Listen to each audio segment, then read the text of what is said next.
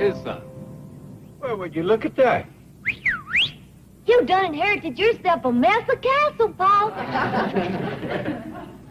It's gonna take a mess of mopping to keep it clean, Jed. 10 acres of forest to scrub. You are the royal granny. You can command oath to do that work. Okay, you're it. I'm a knight. I got to gird my loins and go to rescuing damsels. Me too. Ellen, May, you... Youngin, I reckon we all got to pitch in on the chores. Granny's going to be busy doctoring Cousin Marcus. But, sire, that castle's likely swarming with Saxon dogs. Oh? Yeah, that's what us ruling class calls servants.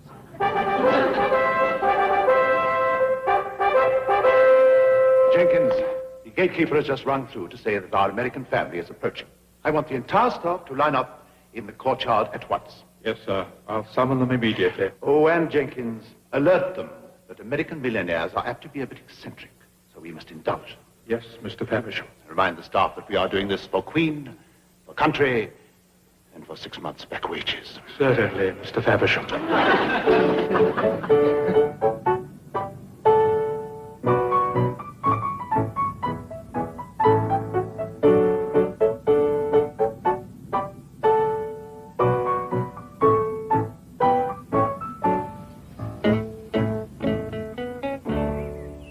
What do you think, Granny? It'll look much better after we've whitewashed it. Whitewashed it. Jethro, you help Mr. Bradshaw with the bag. Can't I get you two wheat benders to understand? We don't got to do no more work. We got oafs and naifs and serfs for that. They do everything, Jethro? Of course. If they don't, we flog them. Hush that kind of talk, boy. But royal folks is always flogging serfs. It's a sport of kings. If we get tired of flogging them, we just drag them to the dungeon and pile them up on a rack. I'll say that's enough. Hang them by the thumb. Look at yonder. They heard you. Royal Mouth has done it again. Come on back, everybody. Jethro was only funning. I'll handle him, sire. Hold you Saxon dogs, or I'll take a flog to you.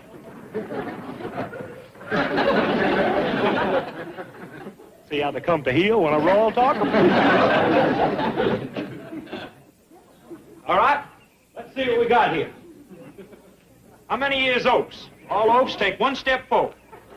How about serfs? Any serfs in the crowd? Knaves? Churls? Louts? Is anybody here a swineherd?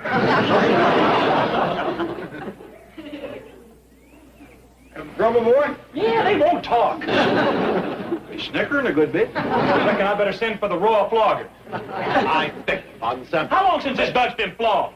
They've never been flogged. See, I told you. Spare the flog and spoil the oath. I take it you are Mr. Clampett, sir. Yes, sir. Jed Clampett. This here is Jethro, and women folks here is Granny and Ellie Mae. Hey, Ellie, Granny, come on over and meet the royal flogger. I am Major Domo of the castle. Oh, pleased to meet you, Mr. Domo. Or would you rather I called you Major? Yes, sir, you don't quite understand. Domo is short for domicile. Oh, Granny, Ellie Mae, shake hands with Mr. Domicile. Faversham. Faversham to you two. Same here, Mr. Domicile. You shorten it to Domo. I reckon we ought to call him Major. Major will do nicely. All right, well, I got to get busy and go tonight. Come on, Ellie, you can help me with my armor. Oh, say, Major, is there any limit on dragons? You are at liberty to slay as many as you can find. Dog, we's going to have dragon jowls tonight. Quite a jokester. When it comes to eating, Jethro, don't joke. You haven't met the staff, have you? Faversham, everybody. Faversham. Nice looking folks. Slipped my mind, too. I'll fetch your bag. How is Cousin Marcus? Are you by any chance referring to the late Marquis? Yeah, but I think you folks ought to stop calling him that. He can't help it if he's late. Poor man, laying up there sick and no doctor. But I'll cure him. Afraid you're too late. What you mean? He was taken by general peritonitis last month. Oh. Well, I'll tell Jed. Then it's all right if I leave for London, sir. Sure. I'm glad to hear Mr. Drysdale coming in. Here's your bag. Jed, I'm too late to help your cousin Marcus. What you mean? They brung in an army doctor, General Peritonitis. I'm a friend of the major. Well, I'm going to look in on him anyway. I don't trust them army doctors. They're too fast with the saw.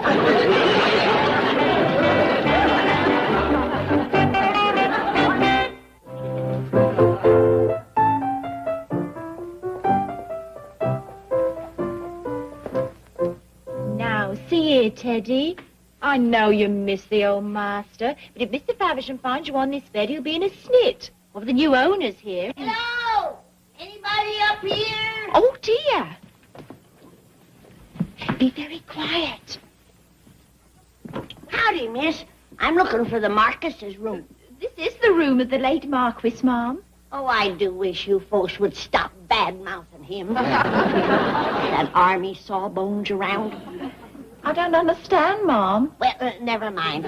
You run along. I just want to take a look. But, Ma'am, I should warn you, the old dog... Now, I can take care of him. I've done run into two of your biggest sexagenarians. You scat, leave it to me. Well, the old rascal can't be too sick if he's got her skittish.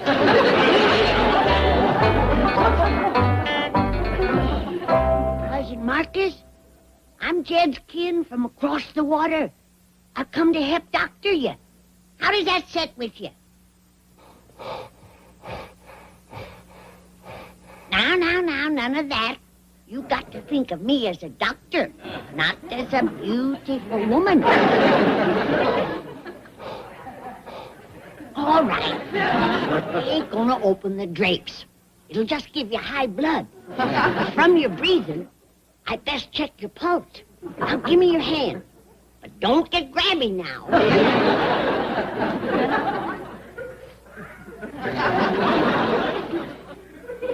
Well, at least they're keeping you warm.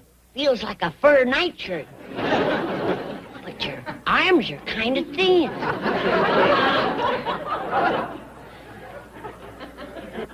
And them nails needs trimming something off. Let's see if you got a fever. You've let your hair grow down over your eyes. Heaven knows how long since you've had a shave. I never did see the likes of treating sick folks like this. It's terrible. It's terrible. Marcus, you're at death's door.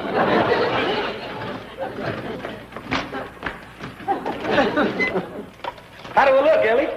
Well, if you were smoking, you'd look like a pot-bellied stuff. You go to assassin all night. This here armor makes me invincible. What you mean? It means you can't hurt me. Hey, go ahead and hit me, I'll show you.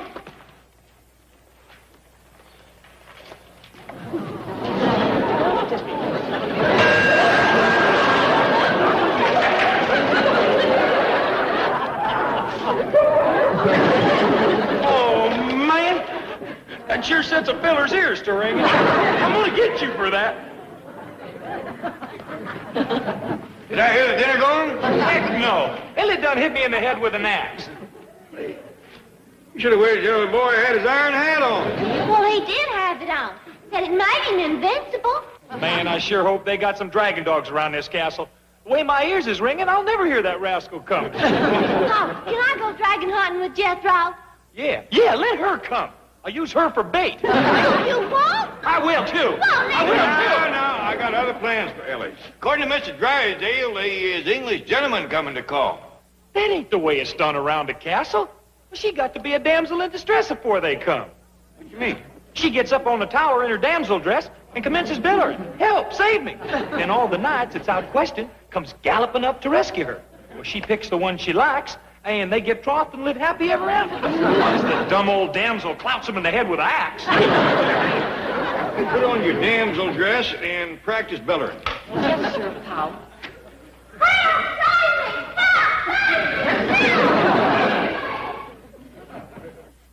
I think I'll put an edge on this and split some kindling. We got a lot of fireplaces in this castle. Oh, please, I mean, prithee, sire, don't do that. Do you think King Arthur had split kindling? Oh, I can't say. No. He's just summoned a royal kindling splitter. I don't mind doing it. But it ain't night's work. You got to save your strength for slaying dragons, rescuing damsels in distress, and lifting a siege. What's a siege? I don't know, but they's heavy. Even Lancelot and Galahad in that bunch had trouble lifting sieges. Maybe that's what this is for.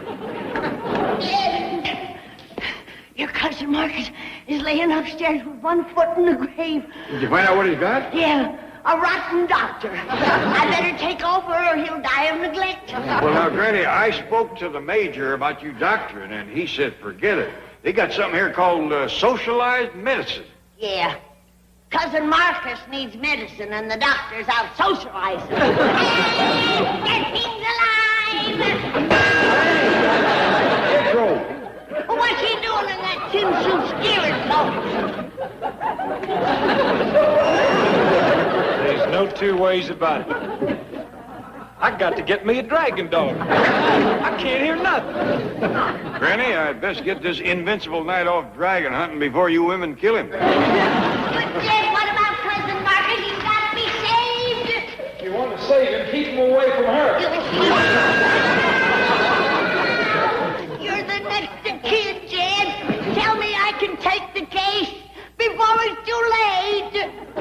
All right, Granny. Hang on, Marcus. I'm coming. I never know how he's gonna save you.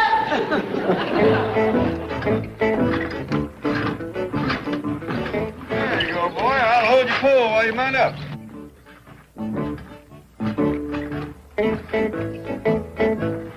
If you run across any other night, be sure and tell them about your cousin Ellie. Okay, sir. Look out, dragons. Here I come. Yee-haw! Look out, Jethro. You got your pole sideways. You ain't gonna clear the side of that. Look out!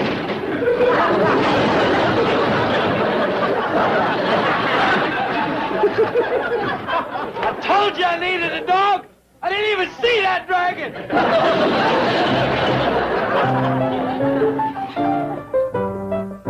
I'm put near there, Marcus. Don't give up. The case is too hopeless for me. Many's the time I've snatched folks back from the valley of the shadow, and I'm going to do the same for you. No! Jed, the dog has done at your cousin. I'm making you buddy snatcher. Get him off, Jed! Murder!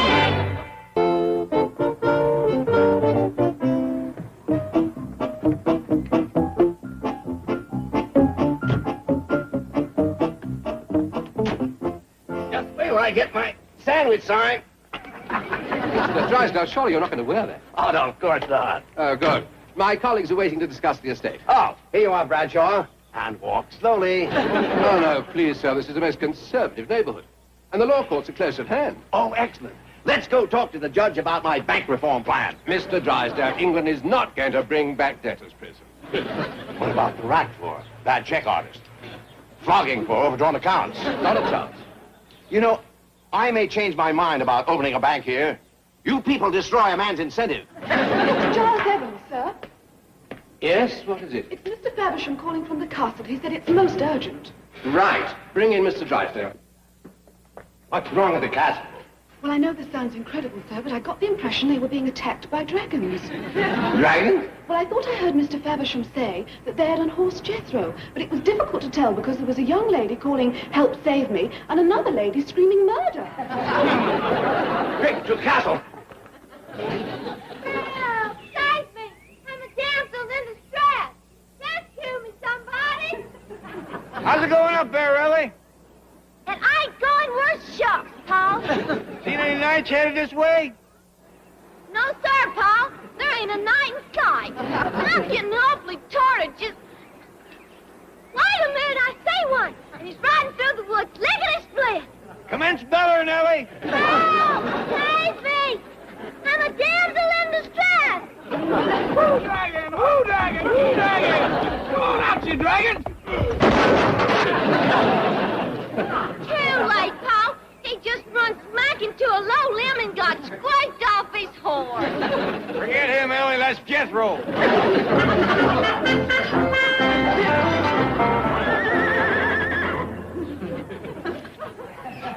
Come on now, don't laugh.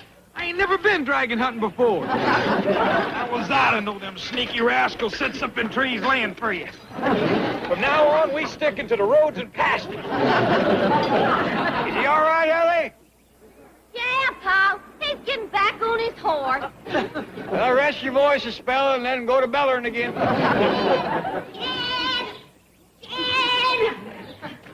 Jen, I've been looking all over the castle for you. Did you see a great big shaggy dog pass by here? What, is he one of them dragon dogs? Yeah, he's dragging what's left of Marcus. What? Jed, I want to break this to you gently. That dog has ate your cousin. It's true. Grant, there wasn't much left of him, but it's a terrible way to go. I just can't swallow this story. Well, the dog didn't have no trouble swallowing Marcus. And we gotta find him. Ah, yonder he is. Well, don't just stand there grinning, Jed. He's gnawing on your cousin. Granny, that dog has just got hold of a big old ham bone or something. That's Marcus. I beg your pardon, son. We'll prove it by Mr. Domo. Faversham, madam. Never mind the greetings. What's that dog gnawing on? I believe it's a leg bone of the old boar, madam.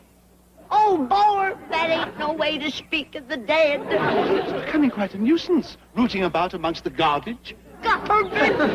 No wonder the poor old fellow was sick. Ain't you even gonna bury his bones? Dare say the dog will do that. I ain't gonna listen to no such talk. Give me my kinfolk, you four-legged buzzard. Don't mind Granny, she gets wrought up real easy. Yes. Oh, I thought I ought to tell you, sir. Mr. Drysdale is on his way to the castle. Oh, good, good. He can take victuals with us. I hope Jethro fetches home a nice plump dragon. Come on, dragon. Come on, boy. Look out, you crazy horse. I said stick to the road.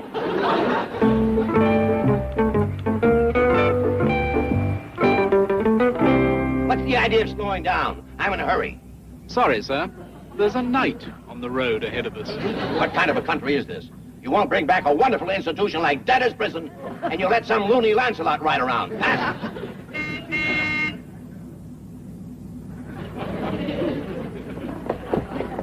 Get off the road, you nut! Don't you call no knight no nut. Your loony Lancelot just lanced our tire. Jed, that big dog has done buried Cousin Marcus. Oh, Granny. Come on, I'll show you. Oh, save me. Oh, no. Now he's after Ellie. Oh, no, Granny, that's Ellie's damsel in distress call. They's coming, Paul. They's coming. Knights? Yes, sir, Paul. There's two of them, and they's riding like the wind. Well, doggy. Come on, Jed. We gotta say the proper words over Cousin Marcus. Keep hollering, Ellie. You got them coming in coveys. Paul, save me. Mr. Faversham, sir. I'm beginning to wonder whether it's worth the 6 months' back wages. Yes, Jenkins. Mr. Drysdale is on his way. Another American? Oh, I'm told he's quite the opposite of the Clampets.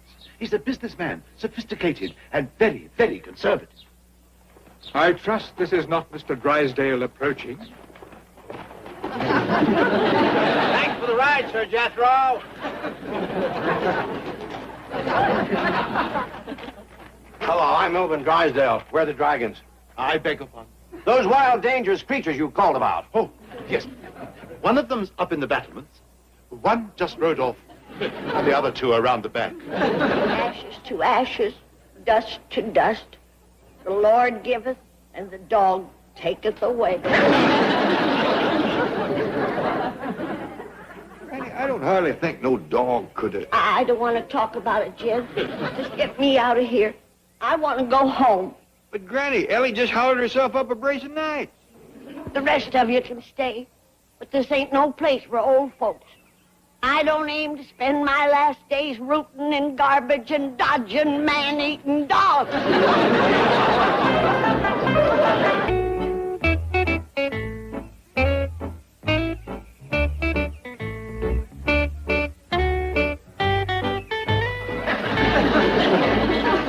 Mr. Clampett, we have to get back to the United States right away. What's the hurry? I just found out this castle has $10 million in death duties. Well, doggies. And you want to hurry back and put it in your bank, huh? You don't get the money, you have to pay it. How come? Because of the death of your distant cousin, the late Marcus. Well, I hear tell he was a pretty old fella.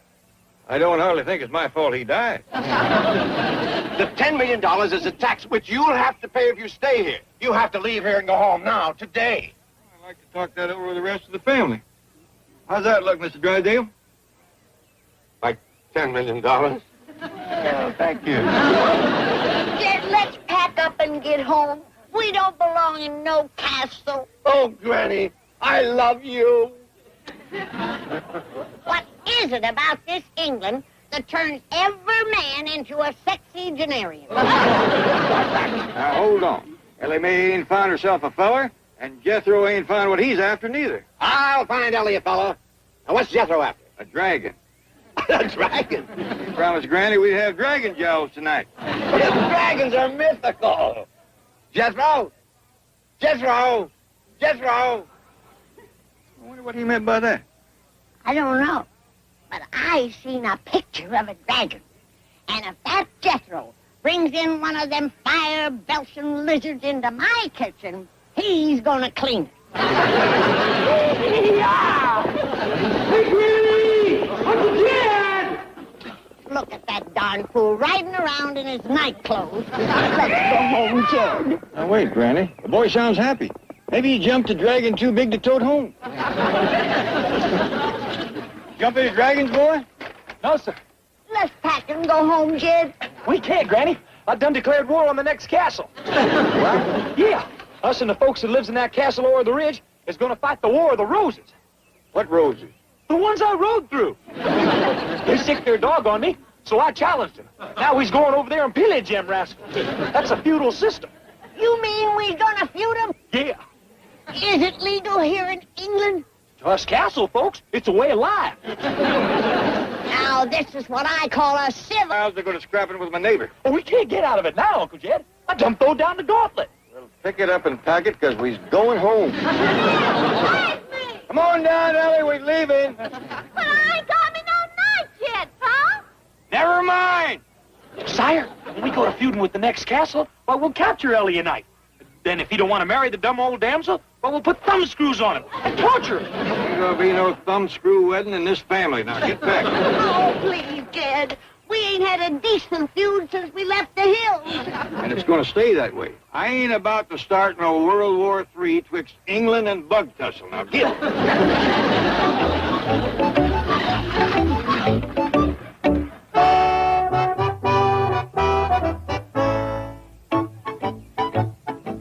Now, stop.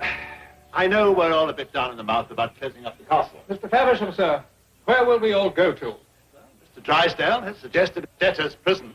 Really? No. Gerald. Mr. Clampett has arranged that we shall all get our back wages. Let it come now. Now, let's give them a pleasant send-off. We're leaving, Mr. Domo. Faversham, madam.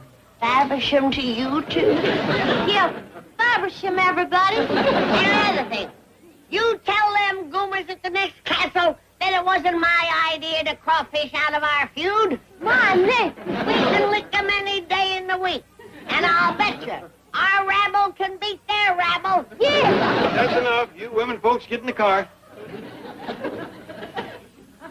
Mr. Domo, I know how much you and Mr. Jenkins and these folks enjoys living in the castle, so here's a little something for you. Oh, thank you very much indeed, sir. On behalf of us all, $10 million. Well, that's what Mr. Drysdale said was owed on the place. Mr. Drysdale knows about this?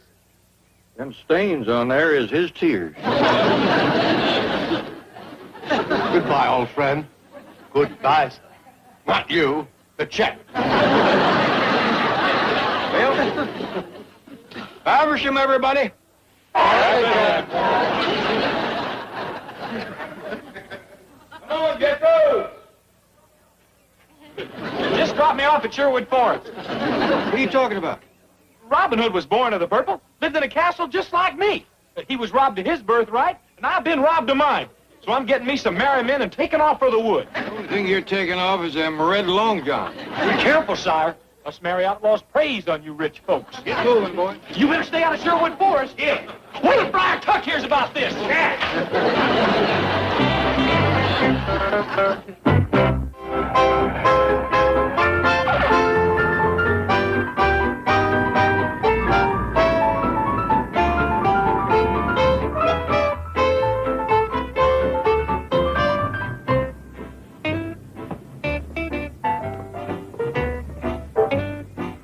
Well, yonder's Miss Jane to meet us. Howdy, Miss Jane. Welcome home, everybody!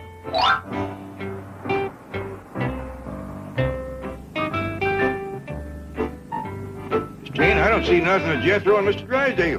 Well, the truck's a bit slower than my car, Mr. Clappett, but they'll get home all right.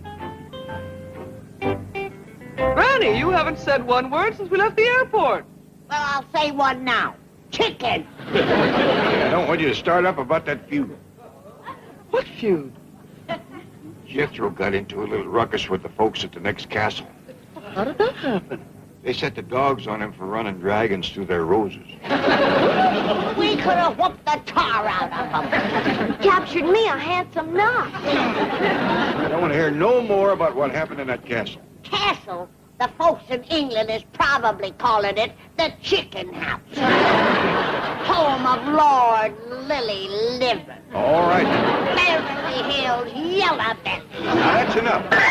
Come on in, Miss Jane. Oh, I'd better hurry back to the office, Mr. Clappett. Apparently Jethro dropped the chief off back there. Well, we sure do thank you for picking us up. My pleasure. It's good to have you home. Bye. Faversham. Faversham? Oh, that's what they say in the old country.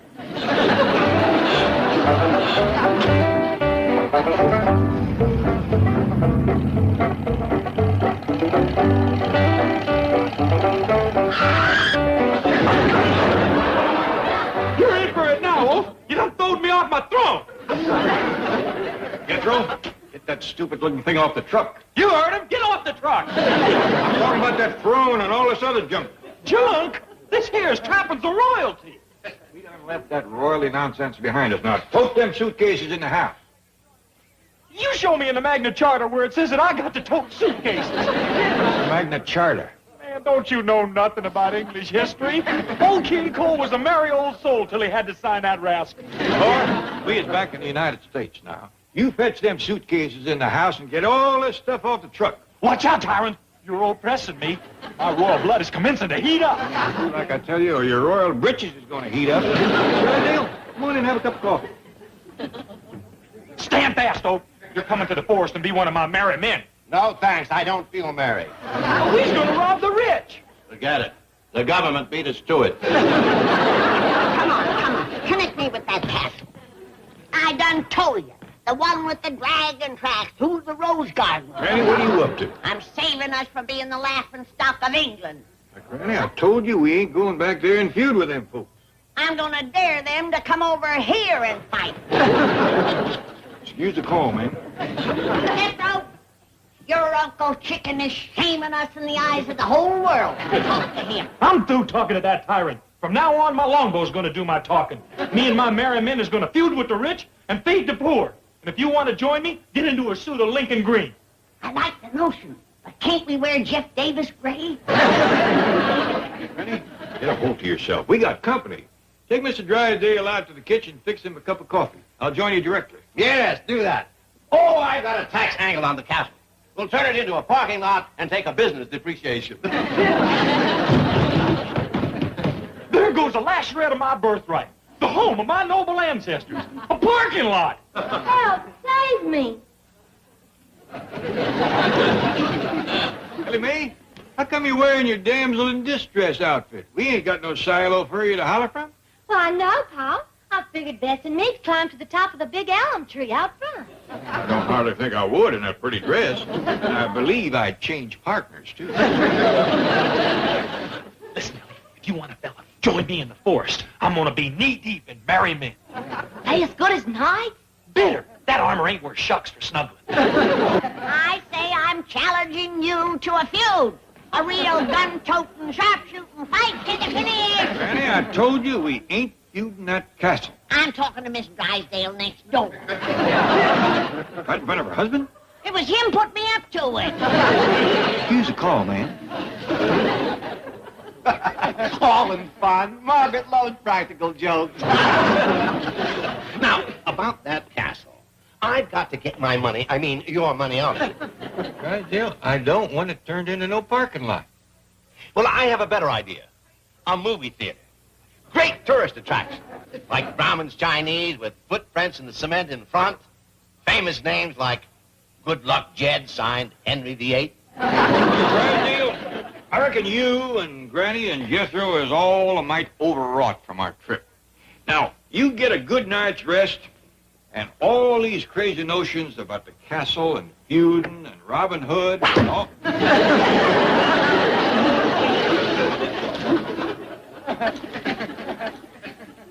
From Jethro. Says, Dear Tyrant, I am off for the woods to rob the rich and buy back my birthright. From now on, we is blood enemies to the death. P.S. Please send my 50 cents allowance.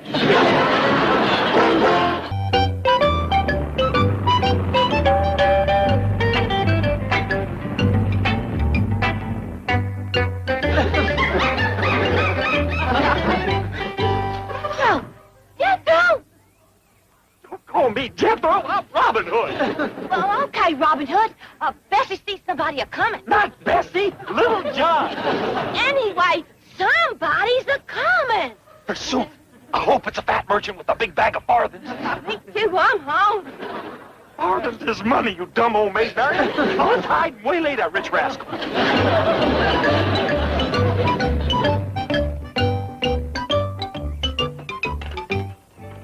Buddy, I don't think we should stay here. My mother wouldn't like it. With your mother, I wouldn't like it either. My folks still don't trust you. Daddy calls you that hippie creep. Baby, what do I have to do for that old grouch? I mean, I put on shoes, some nice threads, even cut my hair. Oh, it's just that this isn't going anywhere. Honey, you know how I feel about you. It's just for my folks, you're a little too far out. Baby, if I get any square, they'll stone me off the Sunset Strip. I'm a changed man. You know something? I feel great. Yep, I feel just...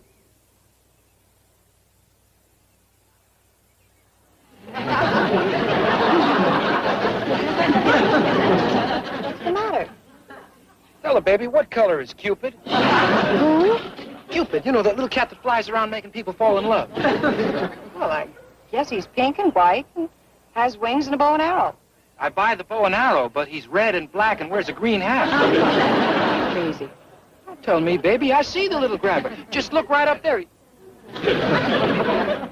Now he's gone. And you want me to think you've changed. Honestly, baby, I'm leveling. I saw a little... Huh? That sign we saw, it said this was Griffith Park. Yeah. I mean, like, it wasn't Sherwood Forest. Baby, that's Robin Hood's bag. Yeah, I know. But he's here. Robin Hood? That's nutty. Tell me, honey, I see the big grabber. What?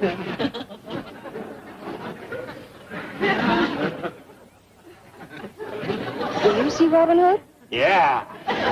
Wearing tights, great build. Yeah. Now, don't get jealous, honey, but physically, he's my kind of man. Mine too, baby. Mine too. Stand and deliver. I lay all the blame on you, Jed. If we had stayed in England and feuded with that next castle like we were honor-bound to do, Ellie Mae and Jethro wouldn't be out there in the woods cold and hungry and probably being ate by the wolves. If Jethro's hungry, you better worry about the wolves. Ain't you got no feelings? Of course I got feelings. I called Miss Jane. She's on her way over here. We're going to pick up Duke and go out and track him down. Duke! smoke's gone too. Not that you need 'em. Just look for buzzards circling the sky. Now, Granny. Poor Jethro. He wanted to stay and fight, but you snatched him from the castle and drove him out into the woods insane. Oh, Lord. What? Oh, nothing. Well, it's you that'll have to take his body back to the hills and tell his poor old Ma how her only son give his life for the honor of the family. Bill? Enough coffee. How about a bite to eat? Did you hear that? His nephew laying out there dying in the woods, and he's guzzling coffee and stuffing himself with food. Innocent boy, born to the purple, robbed of his birthright, and forced to turn Robin Hood in the bloom of his golden youth. Oh, the shame of it. The giant gizzard has cleaned me out. Wait till I get my hands on him. I'll show him who struck him. Careful, Granny. That poor, brave, innocent boy was born to the purple. Well, I'm going to give him a few more colors like black and blue. He even took my fresh smoked crawdads. Ready to go, Mr. Corbett? Yes, ma'am. Be right with you. I couldn't find Duke. Jethro's probably ate him. I'm sure the boy isn't starving. You can bet on that. Well, see you later, Granny. Wait. I'll get a club and go with you.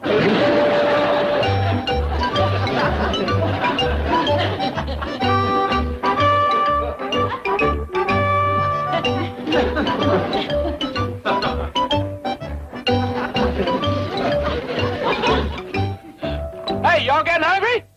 Yeah, man. He likes to be called Robin Hood. Verily and forsooth, Robbie Baby. What the freak out is this, anyway?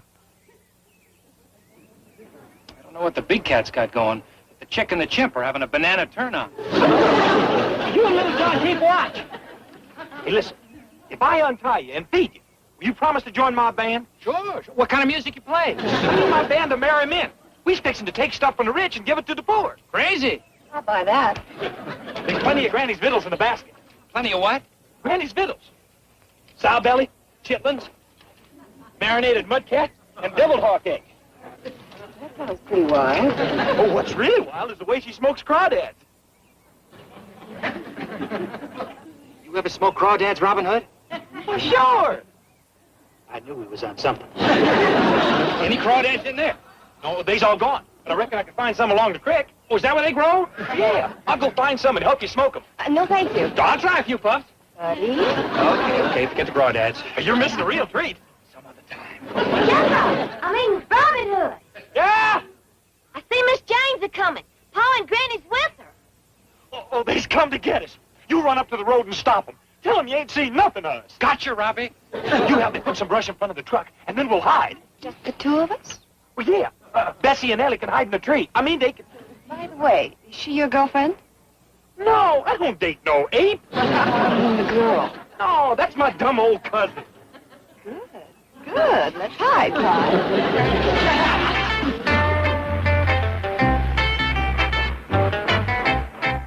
Say, maybe you can help me. I'm lost. Looking for a barber shop, are you? No, man, I'm looking for the zoo. It's just over the hill. Speaking of the zoo, you seen anything of a two-legged giant gizzard around here? Granny, you'll confuse a boy. Are you Granny? Yeah. You the one who smokes crawdads? Yeah. How'd you know? Oh, I heard. You got me on you. No. Jethro took them all. That's the boy we're looking for. He's dressed like Robin Hood, toting a bow and arrow. He's got a pretty girl, a hound dog, and an ape with him. Sounds groovy. How'd he get on that kid? He means, how did it all start? Oh, well, we was at a castle in England, and Jethro went out in his night suit and chased some dragons through this rose garden. Tell me something, old-timer. Do you smoke crawdads? How about you? No, not I. I'm glad you're driving. Would you drop me off at the Sunset Strip? I gotta tell my friends about it. Certainly, hop in. Thank you. You're gonna get them to help you look for Robin Hood, huh? Sure, Daddy, sure. Tell me, Granny, how long since you smoked a crawdad? Smoked some this morning when we flew in from England. Did you use a plane? Of course. I'd like to hear your version of this Robin Hood story. Well, it really started back at the castle when that big dragon dog ate Cousin Marcus. Get me to the strip, baby. I gotta spread the word about Robin Hood and the crawdads.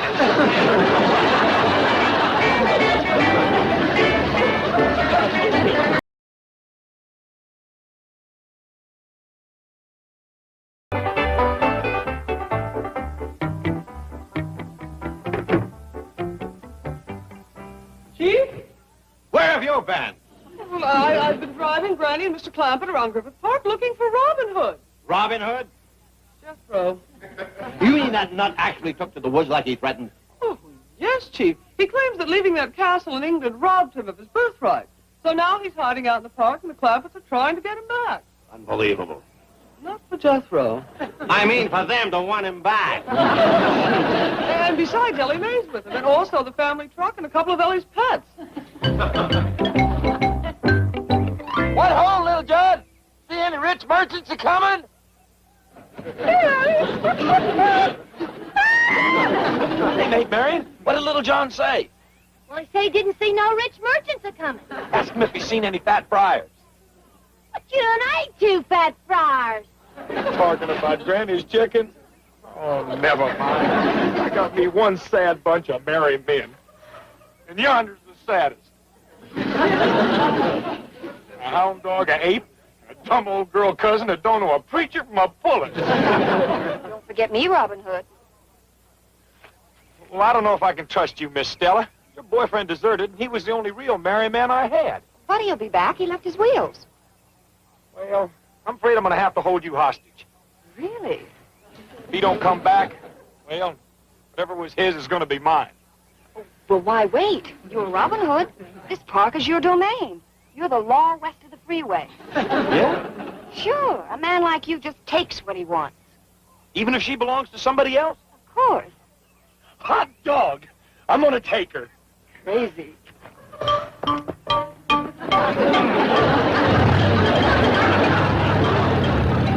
Is he for real?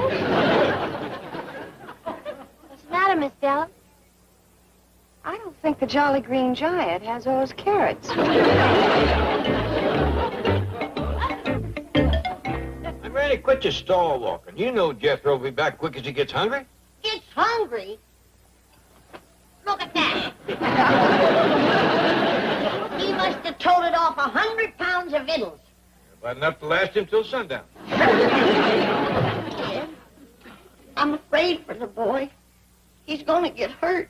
He ain't gonna get hurt. Oh, yes, he is. I'm going to put a hardwood finish on them red rompers of his. Hey, just simmer down. Jethro is gonna get over this Robin Hood notion. But what about Ellie Mae? Out there in the woods, don't that worry you? Honey, that girl was born and raised in the woods. Besides, she's got old Duke with her and that dressed up ape. I mean, the little one, not Jethro. I'm too nervous to sit here. Let's go back to that park and find them. We ain't got a ride till Miss Jane comes back with the groceries. Oh, I forgot. Besides, maybe that buddy fellow will find him. Oh, That boy we picked up in the park with the long hair and the beads. oh, yeah. The one Miss Jane said was a yippie. I believe it was Hippie. Yippie. He looked like a nut to me. Sure was friendly. Too friendly. Kept trying to find out how I smoke crawdads. You know, Granny, there's nobody can smoke crawdads like you. Well, he sure knew nothing about it.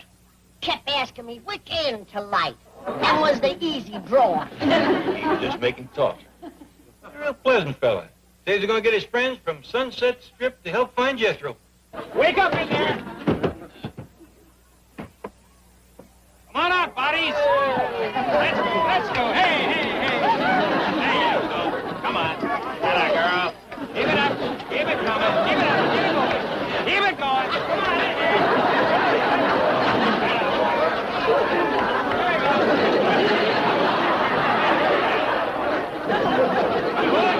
Pull it. Dearly beloved, we are gathered here to pledge allegiance to our new leader, the King of the Cats, the Pharaoh of the Far Out, Robin Hood! I know we've had some great leaders in the past. Eric the Red, Buffalo Bill, and the late, great Lady Godiva.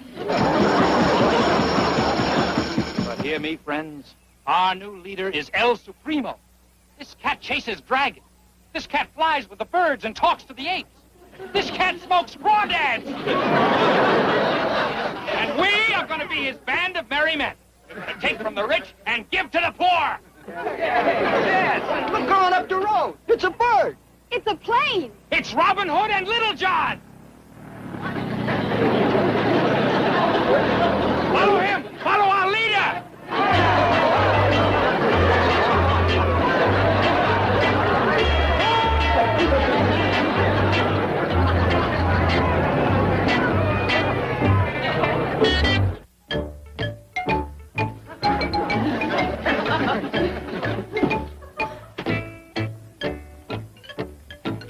I want to apologize.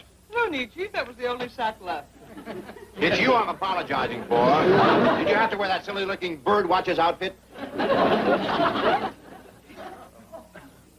This is most appropriate for searching the woods of Griffith Park. It's pretty embarrassing in the supermarket. Speaking of the supermarket, Mr. Drysdale, what are we for all them groceries? Ah! Oh, no. Now, please, please. Put away your money. It's all been taken care of. Miss Jane? He's right, Mr. Clampett. He deducted it from your account. Suppose you help Granny put away the groceries. May I give her the trading stamps? Look into a mirror, birdwatcher, and you'll see a stool pigeon. Mr. Clampett, I've got a great idea to get your money out of that English castle. We'll turn it into a car wash. Car wash? Well, it's all stone. It can't hurt the walls or floors, and we'll pipe the water in from the moat. Now, wait till you hear the name I've got for it. The Earl of Clampett's Classy Castle Car Wash.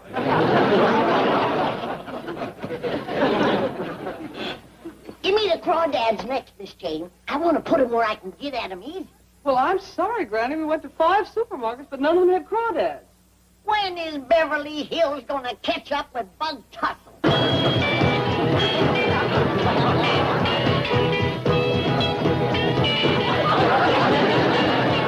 Who wears green and stands so tall? Oh, Robin Hood. Who's the leader of us all? Oh, Robin Hood. Oh, Robin Hood. Robin Hood. Hey, come on now, Robin Hood. Robin Hood. Hey.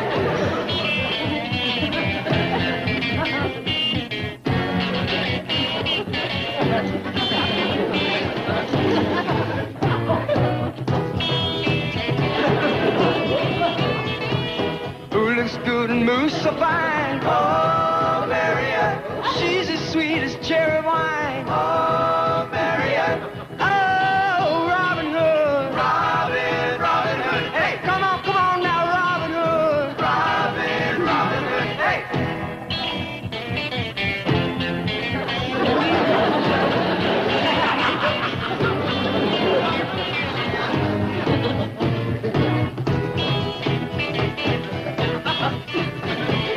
Little John gonna do the boogaloo. Oh, Little John. Little John gonna do the monkey too. Oh, Robin Hood. Robin Hood. Hey, come on now, Robin Hood. Robin Hood. Hey.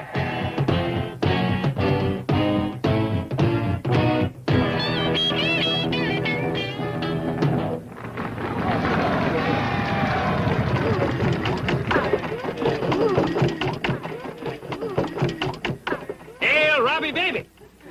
4 travelers have just entered your forest. Is it the sheriff of Nottingham and his men? No, one of them is your uncle the tyrant. One of them is Granny the Crawdad Queen. One looks like a rich merchant. And the one driving is either a scout leader or Smokey the Bear's sister. How about meeting back here in 1 hour? Dandy. Granny, ain't that a fancy hat to wear in the woods? This is what you call a camouflage. Jethro will think I'm a trailing arbutus. Here, Granny. You take the north. What did you say? You take the south. Miss Jane will take the north. Mr. Drysdale and me take the east and west where the going is a mite rougher. Yeah. Jed, we ought to have guns. Granny, we want Jethro alive. Not for him. But them woods look like they'd have bobcats and wolves and snakes in them. You know, somebody should stay here and guard the car. I'll volunteer. These woods are perfectly safe. You'll not be lost there. That's not that. Guarding the car is a dangerous job. It might get stolen. I lock it. You lock your big mouth. You going, Mr. Drysdale? No, you three can have the glory. I'll stay here and do the dirty work. All right, see you back here. All right, now, everybody, beat the bushes. It ain't the bushes I'm gonna beat. I believe one can catch more flies with sugar. Robin Hood! Maid Marian, Little John! It is I, your friend! Maybe she's got something there, Granny. Could be. Jethro, I got something for you, darling. Come and get it.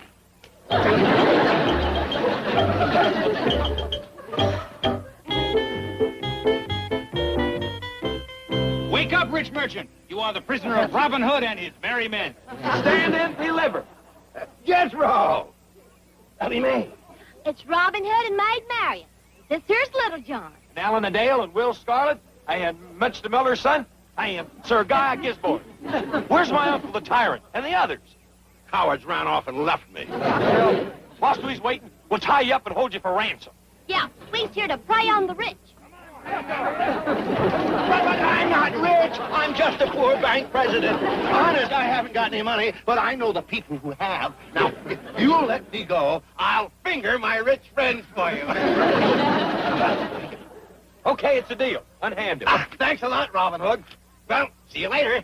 Tell Miss Hathaway I'll leave her car at the bank. Hold it, finger man, hold it. You're one of us now. That's right, Mr. Drysdale. You're joining my merry men. Yeah. Uncle Rob needs you.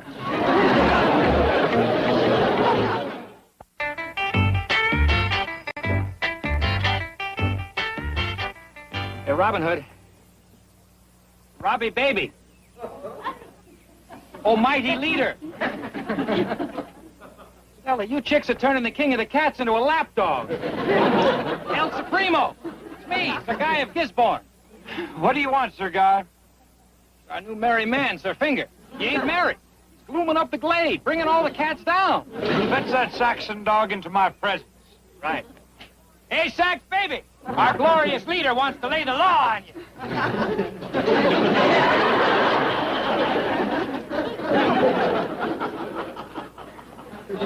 Behold, we have shared our threads with him. We have bedecked him with baubles, bangles, beads, and blossoms. He is the fairest in the forest, but he still... Shut up! Now, look, it's bad enough to wear these hippie hand-me-downs and the rest of this garbage, but these creeps want to pierce my ears. We don't go for snap-ons, Daddy. Want you a boon, Sir Finger? I'm going to give you some fitting raiments. Here. What is it? But they's the best threads I got. They's even good enough for me. Now, go on, put them on. Now, look, if you... Our leader hath spake. Hie ye to yon bushes and gird thy loins. We're going to let light through thy lobes. Oh, well. It's got to be an improvement. Cool the knuckle Novocaine, baby. I would have further word with our leader. Why don't you go away? Well, I plan a trip just as soon as Robbie comes through with the crawdads. What crawdads? The kind Granny smokes.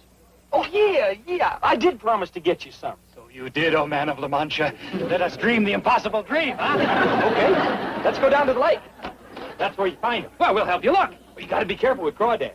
If you ain't, they really grab you. Oh, lead us to the grabbers, Robbie. Come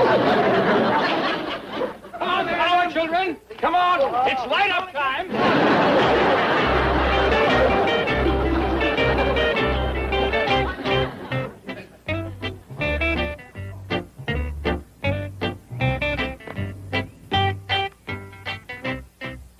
Seen anything of the young'un? Not a sign. Me neither. Mr. Drysdale's gone. The wolves got him. There's a lot of bare footprints around the car. The bears got him. I mean, the prints of barefooted people. The Indians got him. Oh, no, he probably just decided to help us look. Likely went that way, down toward the lake. Kid, don't forget my crawdads.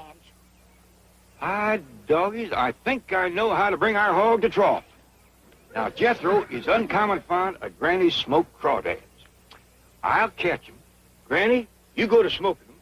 And if that boy is within victual smelling range, which is about 20 miles, he'll come a-running. Brilliant idea. Now, spread out, everybody. We'll meet down by the lake.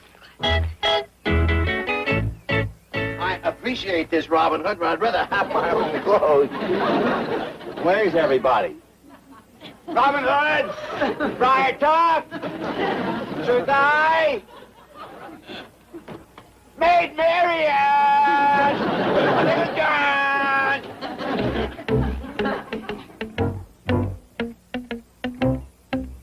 Come on, Fred. Let's go back to the car. There's no Robin Hood up here. I thought I heard a voice. It's probably that kooky ranger.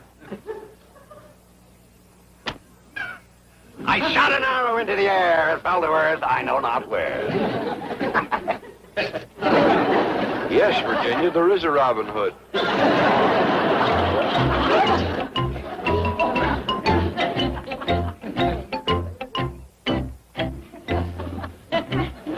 Hold it, Robin Hood. Oh, hello, officers. Hi, Rob. Now put away the bow and the arrow. We're going to take a little ride. Ah, no, I'm not Robin Hood. I'm Sir Finger. I mean, Milburn Drysdale, president of the Commerce Bank. Oh, sure you are. Come down now. The Sheriff of Nottingham wants to see you. Oh, really? Well, I guess you wonder what a nice fellow like me is doing in a place like this. Well, you see, I'm being held for ransom. Really? Oh, by the wicked Prince John. No, don't you worry. See, we have Richard the Lionhearted on our side. And we can give you the room right next to him. Now, you see a lot of your old friends there. Caesar, Napoleon. Now, just a minute. Oh, no. Just relax. Just relax. You'll feel much better after they put you between those nice, wet sheets. Now, I'm done. Oh, just a minute. Who's this? That's Little John. I mean, Cousin Bessie. Cousin Bessie? You know, Fred, I think you ought to have the room next to Tarzan. All right. Hey? Oh, howdy, Pa. Sit down here and meet my little friend. Yeah, that's a cute little rascal. It's a nursing bottle. Oh, it's Cousin Bessie's. I got tired of playing Robin Hood and Maid Marian, so I come out here and found this little critter. Can I take him home? I don't hardly think his ma would like that. But I'm right glad to hear that you're ready to come home. You know, Pa, being out in the woods sure has made me homesick for the hills. Me too, Ellie. My dog is, I believe it'd do us all good to take a trip back to the hills. Yeah, we could go to the big fall festival at Silver Dollar City. That's a dandy idea. Granny'd like it, and it might be just a thing to get Jethro's mind off of this Robin Hood nonsense. Where is he? Over yonder, other side of that hill. I'll see you there directly. Now, get that young'un back to his mama. Yes, sir, Pa.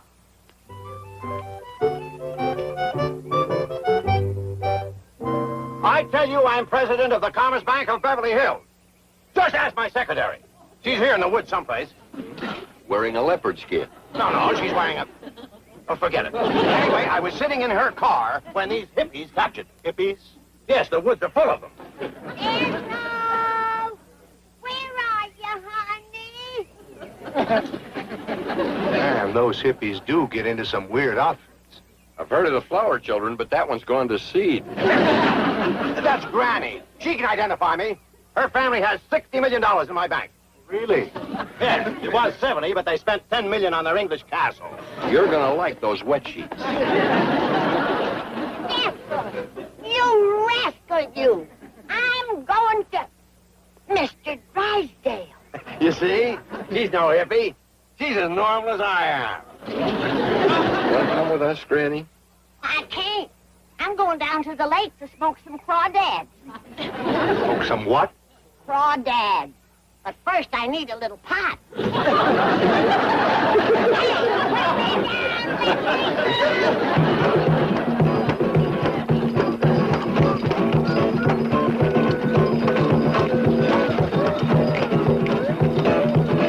Quiet, comrades, quiet. Here comes our glorious leader. And he is not empty-handed. Tell us so, Robin Redpants. Does yon sack contain crawdads? Sure does. Got 15 of the rascals. Big uns, too. Yeah, cool it, group, cool it. Sir Guy of Gisborne will be the first to set sail up Moon River. Be Careful now. These grabbers. Grab me, baby, grab me.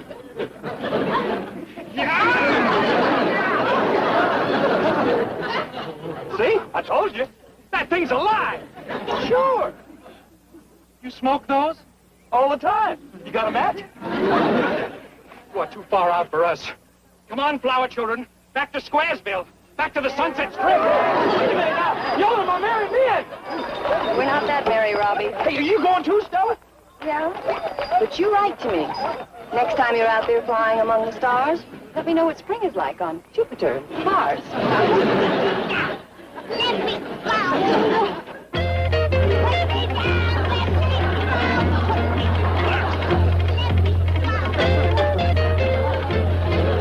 See that? Yeah, must have been 15, 20 hippies. Shall we hold on to this one or go after them? Let's do it the easy way. Let's go get the 20 hippies.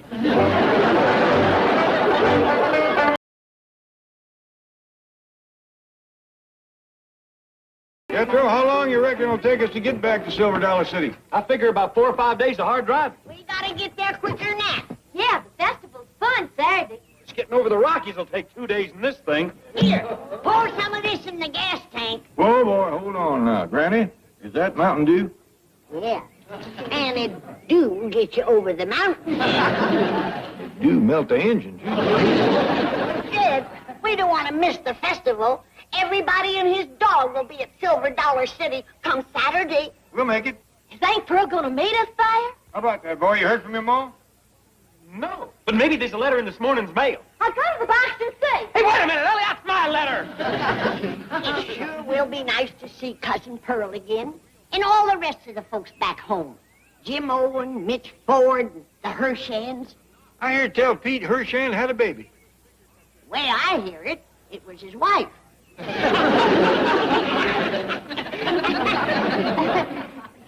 I guess that is pretty old, ain't it? That's older than both of us. I sure hope Jimmy Driftwood comes up from Timbo. Me too, Granny. I love to hear that rascal play the mouth bow. I bet they have a square dance that'll shake the hills. With old Chick Allen and the Bald Knobbers playing the music. Swing your partner, run all. Swing your partner, run the hall.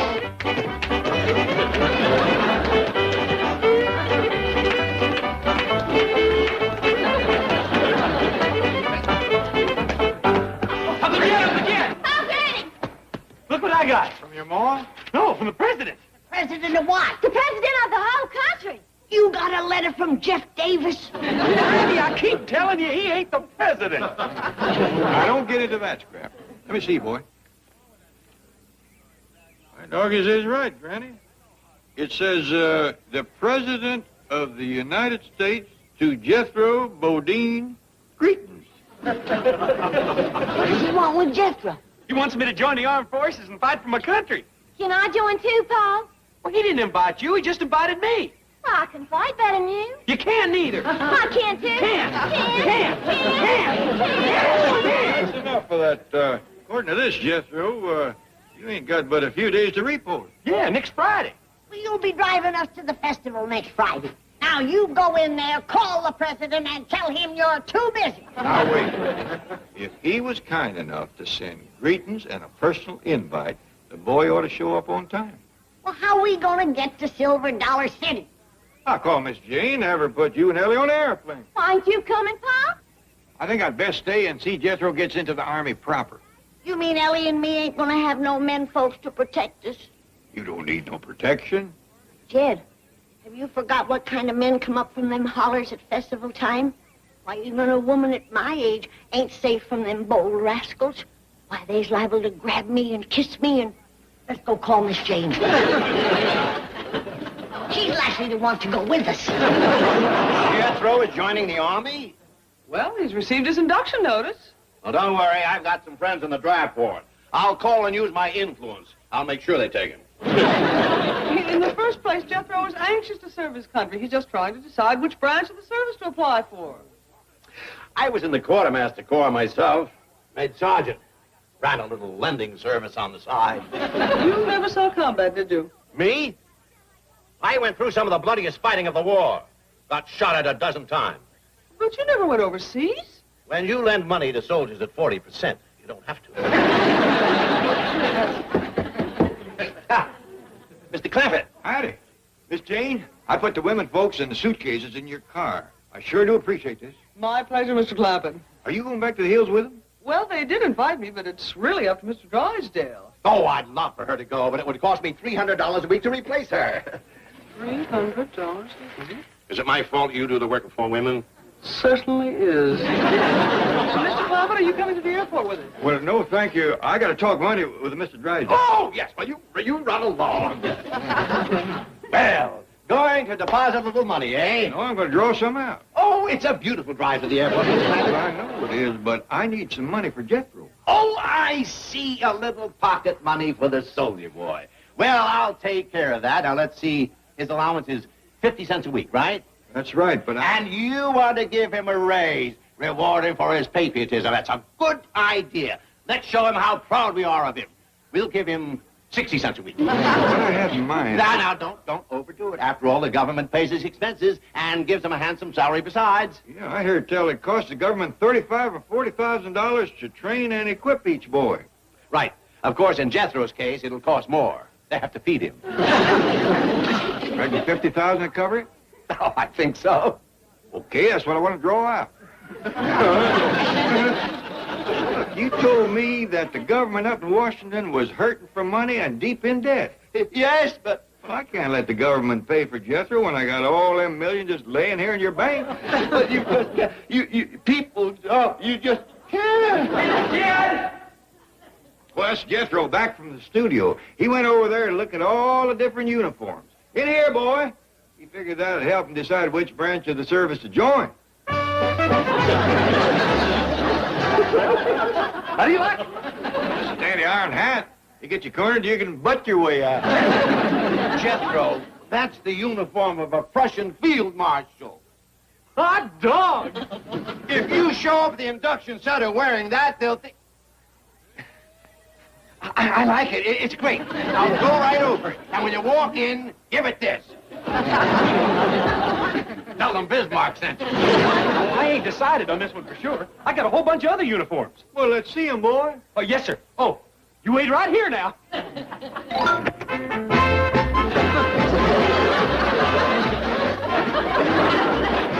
doggy, look at them pistols.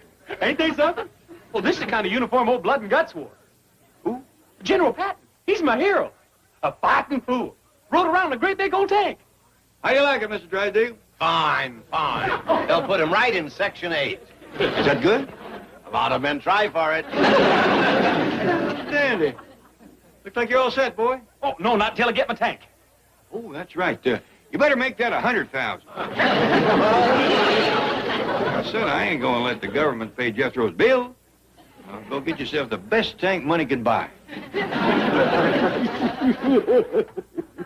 Hey, what's he crying about?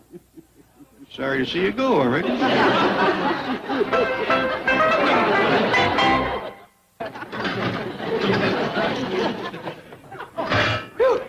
Well, how do you like it? That's small, eh? It looks like you got the run of the litter. Well, I think I'd start with this one. Then when I got the hang of handling the tank, give me one of them great big rascals. Pretty fair-sized weapon on this little tank. Like a dandy goose gun. Yeah, that rascal. Really reach out and bring him down. What do you shoot in it? Well, I couldn't buy no shells, but I got a hold of some blasting powder. Figure I'd muzzle load her and tamp in some rocks. Don't shoot it around the neighborhood. These city folks is even jumpy about my squirrel gun. Us tank generals drives mostly through fields and woods and stuff. I'd stay out of downtown Beverly Hills if I was you. Yes, sir. Figure the best woods is up in Griffith Park. Ain't that where you played Robin Hood? Yes, sir. But I drove that kind of stuff. Well, you got until Friday to practice driving and shooting. Well, I sure could use some help in there. Hey, how about you being my crew? I don't know nothing about them gadgets, boy. Well, you could be a Prussian field marshal. I got the uniforms right there in the tank. Oh, thanks. I'll call Mr. Drysdale. Maybe he can help you find a crew. Okay.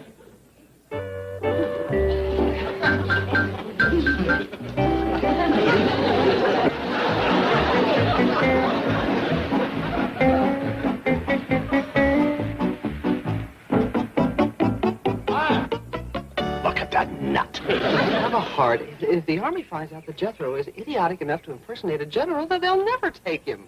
Right. Now go report to your commanding officer.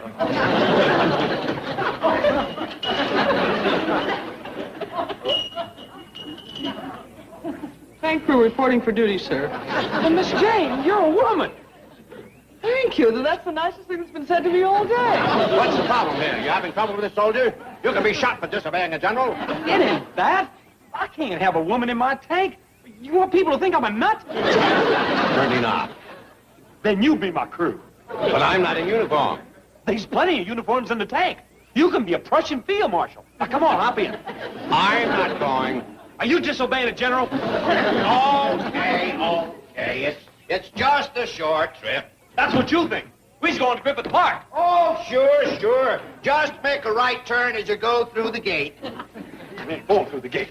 We's going out the back way and cut across country. General, General. What? Nothing. Nothing. You and the field marshal have a nice trip.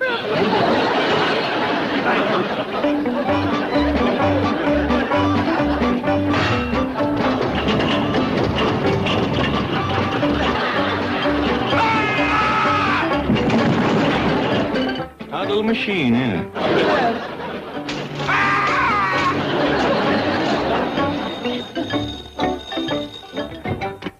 Hello? Yes, ma'am. This is Jed Clampett. Long distance? Pearl, how are you? Did Granny and Ellie Mae get there all right? Yeah, Cousin Jed, the three of us is just fixing to leave for the festival. I sure wish you and Jethro was here. Me too, Pearl, but I reckon Granny told you about Jethro. Yeah. She says Jethro's been offered a job by the government. No, she didn't say what kind of job. But... Just a minute, Jed. Alverna Bradshaw, you get off this line. I know you're there, I hear you breathing. And I ain't gonna have you blabbing to everybody in these hills who I'm a-talking to, so hang up. After all, what I got to say to my rich cousin Jed in California, who lives in a mansion in Beverly Hills and has $70 million in the bank and just got back from his castle in England where he's known as the Earl of Clampett, is none of your business. Well, now, Pearl, getting back to Jethro. Oh, yeah, Jed. I want to hear all about that fine government job my big, handsome son with the 6th grade Beverly Hills education is going to... Verna Bradshaw, that is the rudest thing I ever heard tell of. What'd you do, Pearl? She hung up. Pearl, the men are streaming by your house on the way to the festival. I'm talking to Cousin Jade on the telephone. Oh, Pearl, they're coming up out of the holler by droves. Big, old, good-looking rascals. Granny, you want to say hello? Hello? Hello, I'm here. Granny, I mean to Cousin Jed on the telephone. Hello, Cousin Jed. Granny, you come over here. Oh, all right. Ellie! You go out on the porch and slow them down. Now smile real pretty. Try and break their stride. They's walking too fast. Yes, honey, your pa's on the phone. Say howdy to him. Oh, yes, my Pearl. Oh, here comes that good-looking Walter McKeegan. Walter! Granny, you stay away from Walter McKeegan. He's mine. Howdy, Pa. Howdy, Ellie. Sounds like Granny and Pearl's after the same fella. Yes, sir. They's fighting out front. I'd best go help the loser. Who's losing? Mr. McKeegan. All right, honey, you all have a good time now and tell Pearl not to worry about Jethro. He's doing just fine.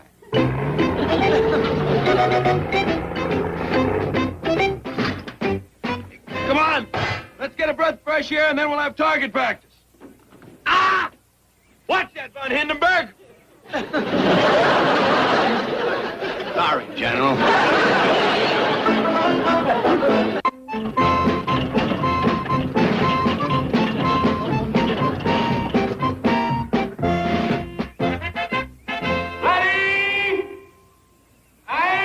You haven't got a shell in this gun, have you? No. Thank goodness. I wouldn't want to be in here.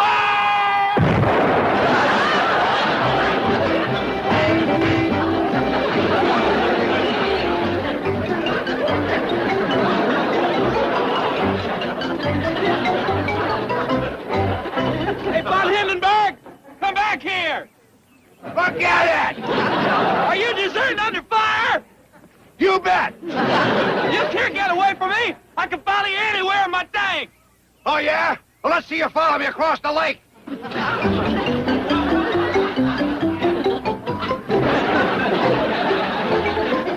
I'll get you for this, you Prussian dog.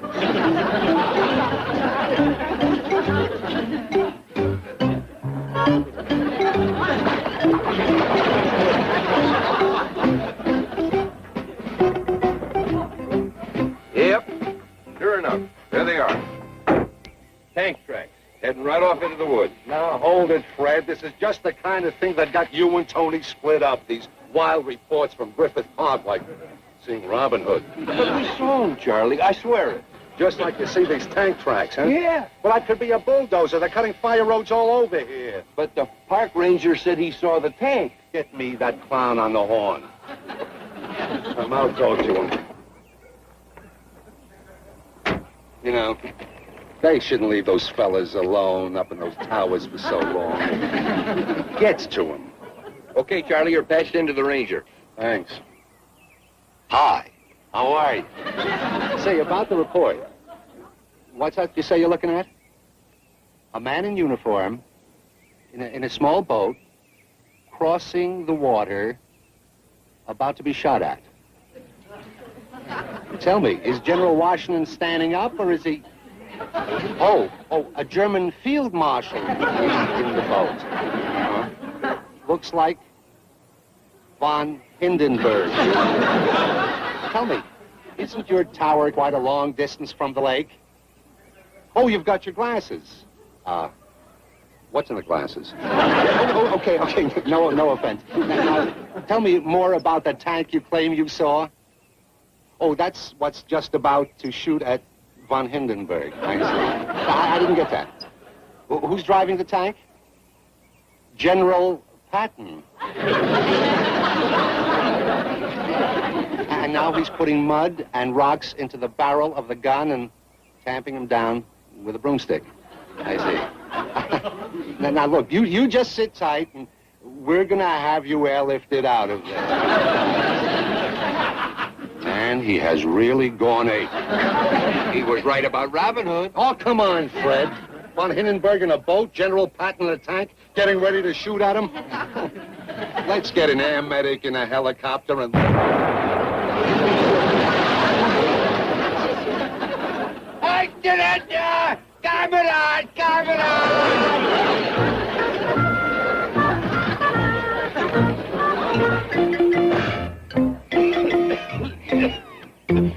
No wonder Patton carried pistols. Shooting that cannon off is murder. Okay. Now, you see that stump across the lake down by the water there? Yes? Well, that's your target. My target? I'm not going to shoot this thing. Are you fixing to desert again? No. Okay, well, you get in there and button up. I'm going to get in the boat, row across the lake, and see how good you do. Yeah, you do that. Clear across. Then hide behind some trees.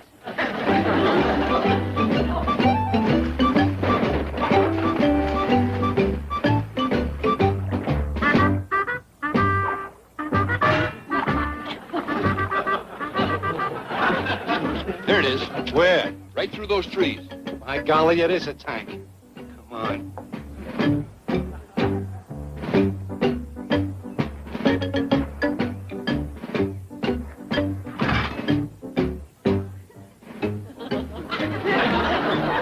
It's von Hindenburg.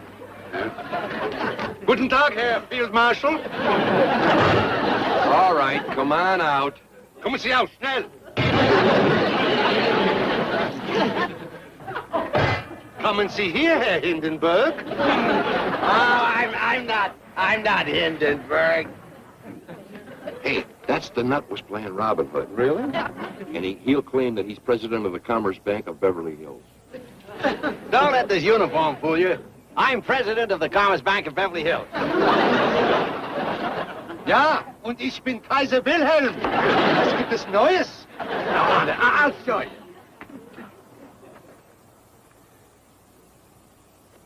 Hey, Charlie, where did you learn to sprechen the Deutsch? I was parachuted behind the German lines, was captured, and spent 6 months in a prison camp. I thought you were in the Quartermaster Corps. I was, but I had to transfer to the paratroops for more pay. How come? Well, I borrowed a couple of $100 from this quartermaster sergeant.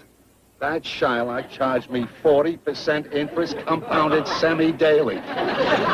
Semi-daily? He had his hooks in me, but good. Hounded me day and night. See, fellas, I'm not von Hindenburg. In fact, I'm an ex-GI, a veteran. Really? I was a sergeant in the Quartermaster Corps. Hey, I was in the quartermaster corps. Well, I was at Fort MacArthur.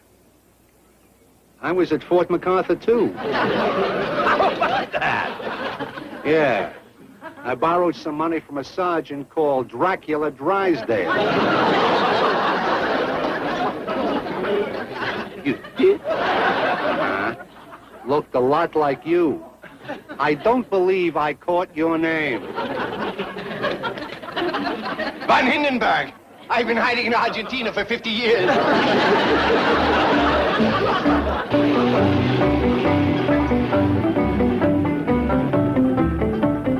How'd it go, boy? No good, Uncle Jet. My crew deserted me. I'm gonna turn this thing in and get the truck back. You drop me off at the sheriff? Oh, sure. Come on, hop in. I gotta take $2,500. Well, what for? Well, $500 is for Mr. Drysdale's bail. And $2,000 is what he owes. Boy, I ought to shoot that Mr. Drysdale. If we don't get this money down there, there's a fire on, boy.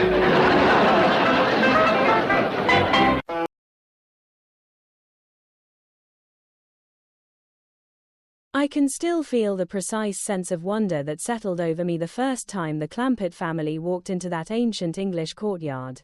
It was an ordinary evening in front of the television, the kind of soft domestic quiet that used to fill our living room, and then suddenly the screen opened onto stone walls and lined-up servants and the unmistakable sound of Jed Clampett's calm voice trying to make sense of a world that had just handed him a castle.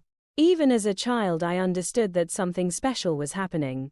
The family that had already conquered Beverly Hills was now standing inside 600 years of someone else's history, and they were going to treat it exactly the way they treated everything else, with practical kindness, open curiosity, and not the slightest intention of becoming anyone but themselves.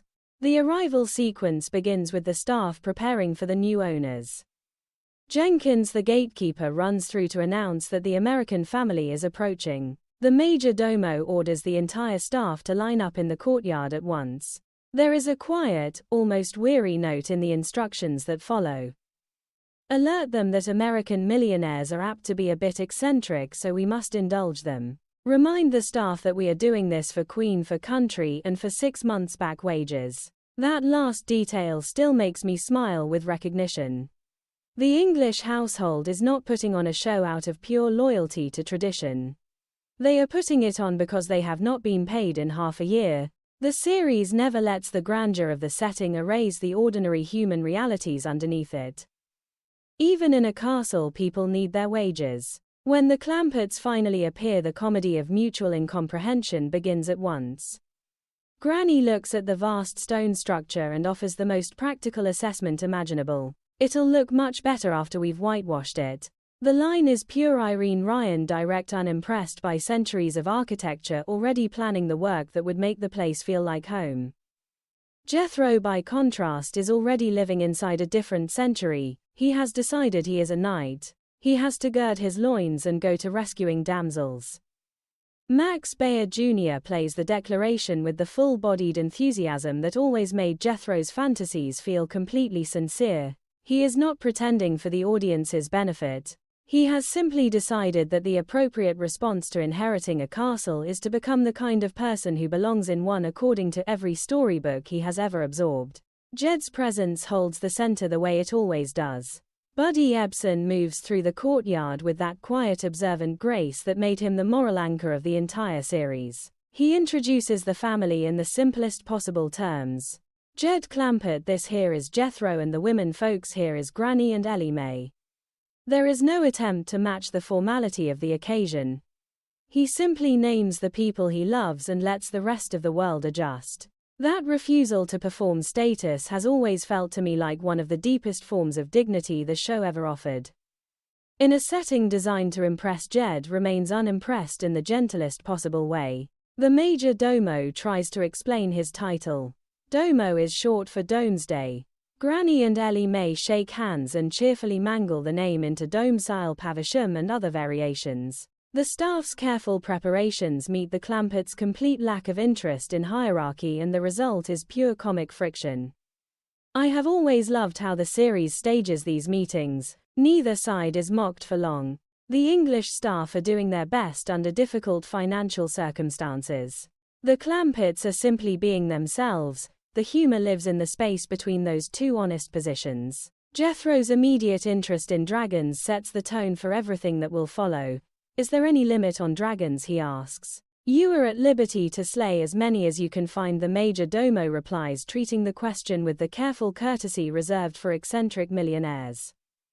Jethro's delight is instantaneous. We're gonna have dragon jaws tonight. The line still carries the full force of a young man who has stepped into a fairy tale and intends to live there at full volume. Max Bear Jr. never underplays these moments.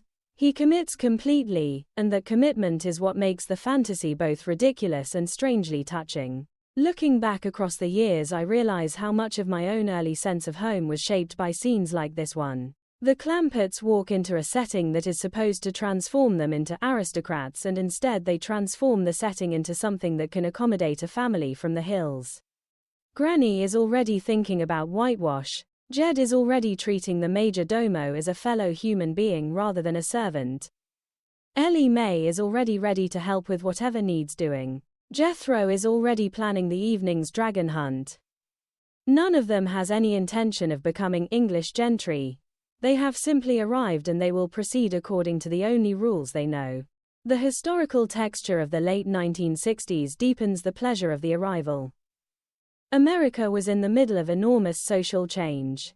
Traditional hierarchies were being questioned everywhere. The image of a family of former mountain people inheriting a genuine English castle carried a special charge of the unexpected. At the same time, the series remained rooted in the values that had always defined it: practicality, loyalty, and a deep suspicion of any system that asked people to pretend to be something they were not. The castle becomes another version of the Beverly Hills mansion, a grand stage on which the Clampetts will continue to be exactly who they have always been. I think often of the quiet generosity the show extends to every character in these opening moments. The staff are not portrayed as snobs. They are people trying to keep a household running without pay. The Clampetts are not portrayed as crude invaders. They are people trying to understand a new set of responsibilities in the only language they possess. The comedy arises from the collision, but the affection arises from the way both sides keep trying to meet each other halfway, even when the halfway point keeps shifting. As the family moves deeper into the castle and the first misunderstandings begin to multiply, I find myself once again grateful for the particular magic of this series. It never needed to raise its voice. The laughter rose naturally from the simple fact of the Clampetts remaining themselves in a place that expected them to become something else. That consistency has always felt like a form of love for the characters, love for the audience, and love for the messy, hopeful business of being human in a world that keeps trying to sort us into categories we did not choose. The arrival at Clampett Castle remains for me one of the purest expressions of what the show did best. It took a situation that could have been played for easy jokes about ignorant Americans and turned it into something warmer and more lasting. The family does not conquer the castle. They simply move in the way they once moved into Beverly Hills and begin the long, comic, deeply affectionate process of making it home. I have returned to this sequence more times than I can count, and every time the same quiet joy returns. The lined-up staff, the whitewash suggestion, the immediate declaration of knighthood, the calm introduction that refuses all ceremony. These details have become part of my inner landscape, as familiar and as comforting as the sound of an old screen door closing at the end of a long day. They remind me that the best stories are not about transformation, they are about the stubborn, generous refusal to be transformed, and the laughter that follows when the world has to make room for that refusal.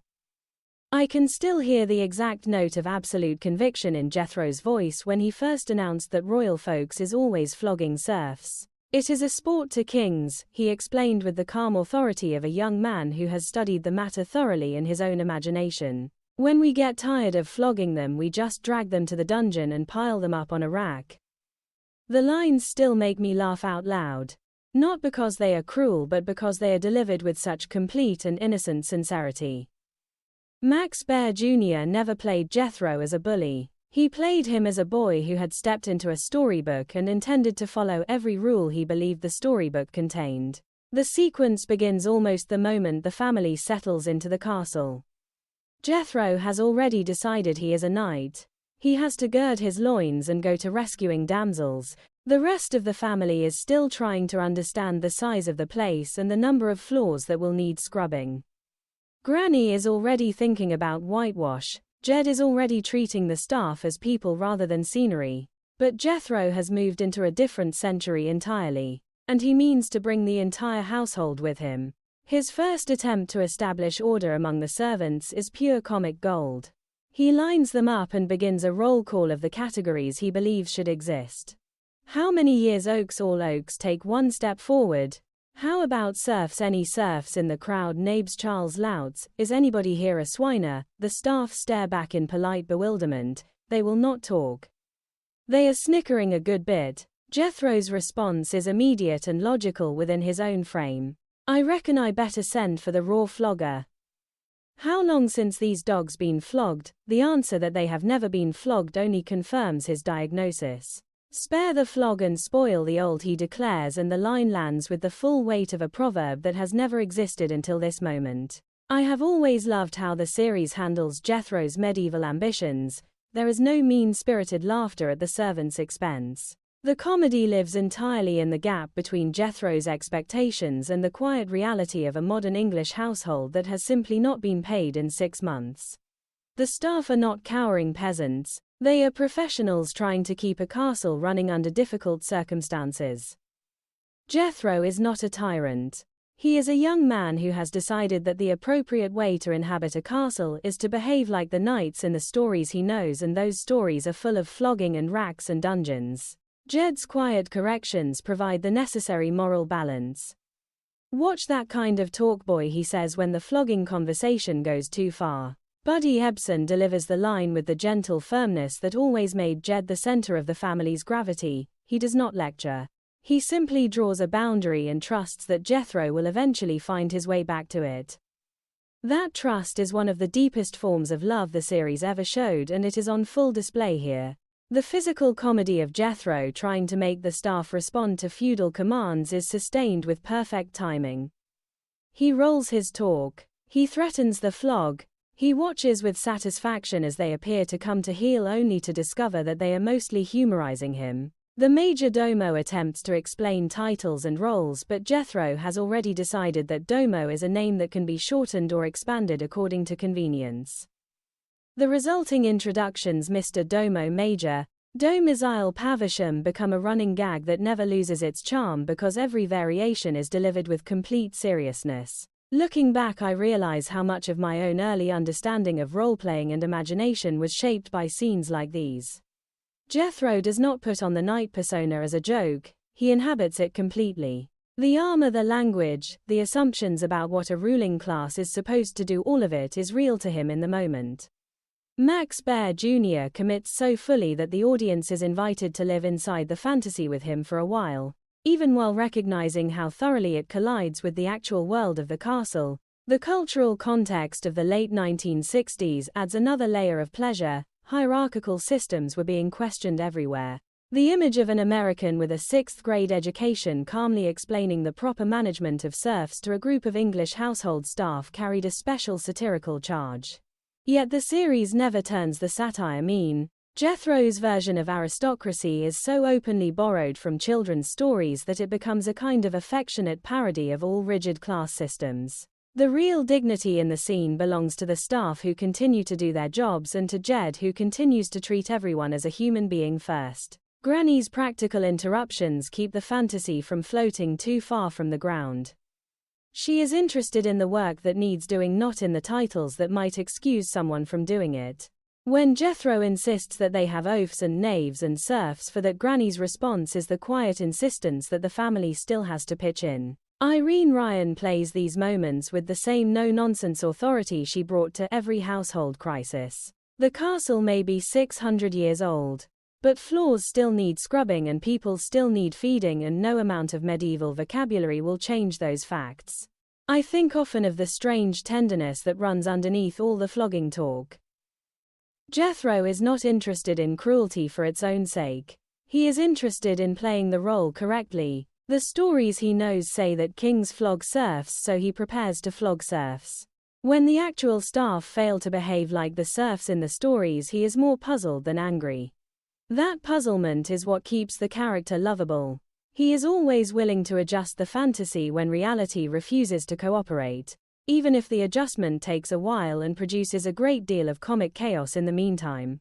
As the first day in the castle continues and Jethro's knightly ambitions expand to include dragon hunting and damsel rescuing, the foundation has already been laid for everything that will follow. He has declared the rules of the game according to his understanding of history and legend. The rest of the family and the long-suffering staff will spend the coming days trying to live inside those rules without losing their own sense of what is reasonable. The collision is inevitable, and it is going to be glorious. I have returned to these early castle scenes more times than I can count, and every time I find myself smiling at the same details. The solemn roll call of Oakes and serfs and Charles Louts, the immediate decision to send for the raw flogger, the quiet way Jed draws a line without ever raising his voice.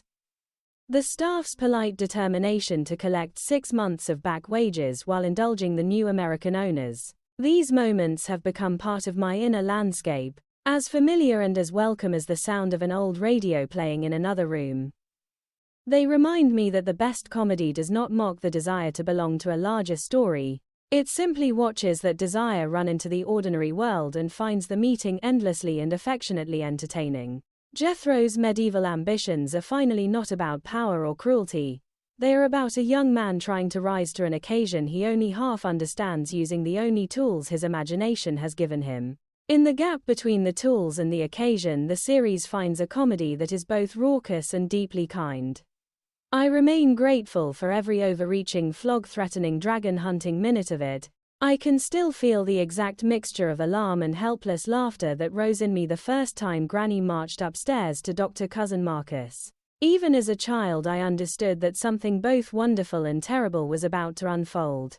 The woman who had spent a lifetime pulling people back from the edge with mountain remedies was now determined to save a man who had already been gone for a month, carried off by something the English staff politely called general peritonitis. The series has always had a special gift for letting Granny's absolute confidence collide with facts that refuse to bend, and this sequence remains one of the purest examples of that gift. The misunderstanding begins the moment the family asks after Cousin Marcus. "Are you by any chance referring to the late Marcus?" the major domo inquires. Granny's response is immediate and protective. "I think you folks ought to stop calling him that. He can't help it if he's late." The line is pure Irene Ryan, loyal, practical, and completely unwilling to accept any diagnosis that has not first passed through her own hands. "Poor man laying up there sick and no doctor," she declares. And the determination in her voice is already absolute. She will cure him. The fact that she is already too late does not slow her down for a second. I have always loved how the show handles the gradual revelation that Marcus is not merely late but permanently departed. The staff try to explain.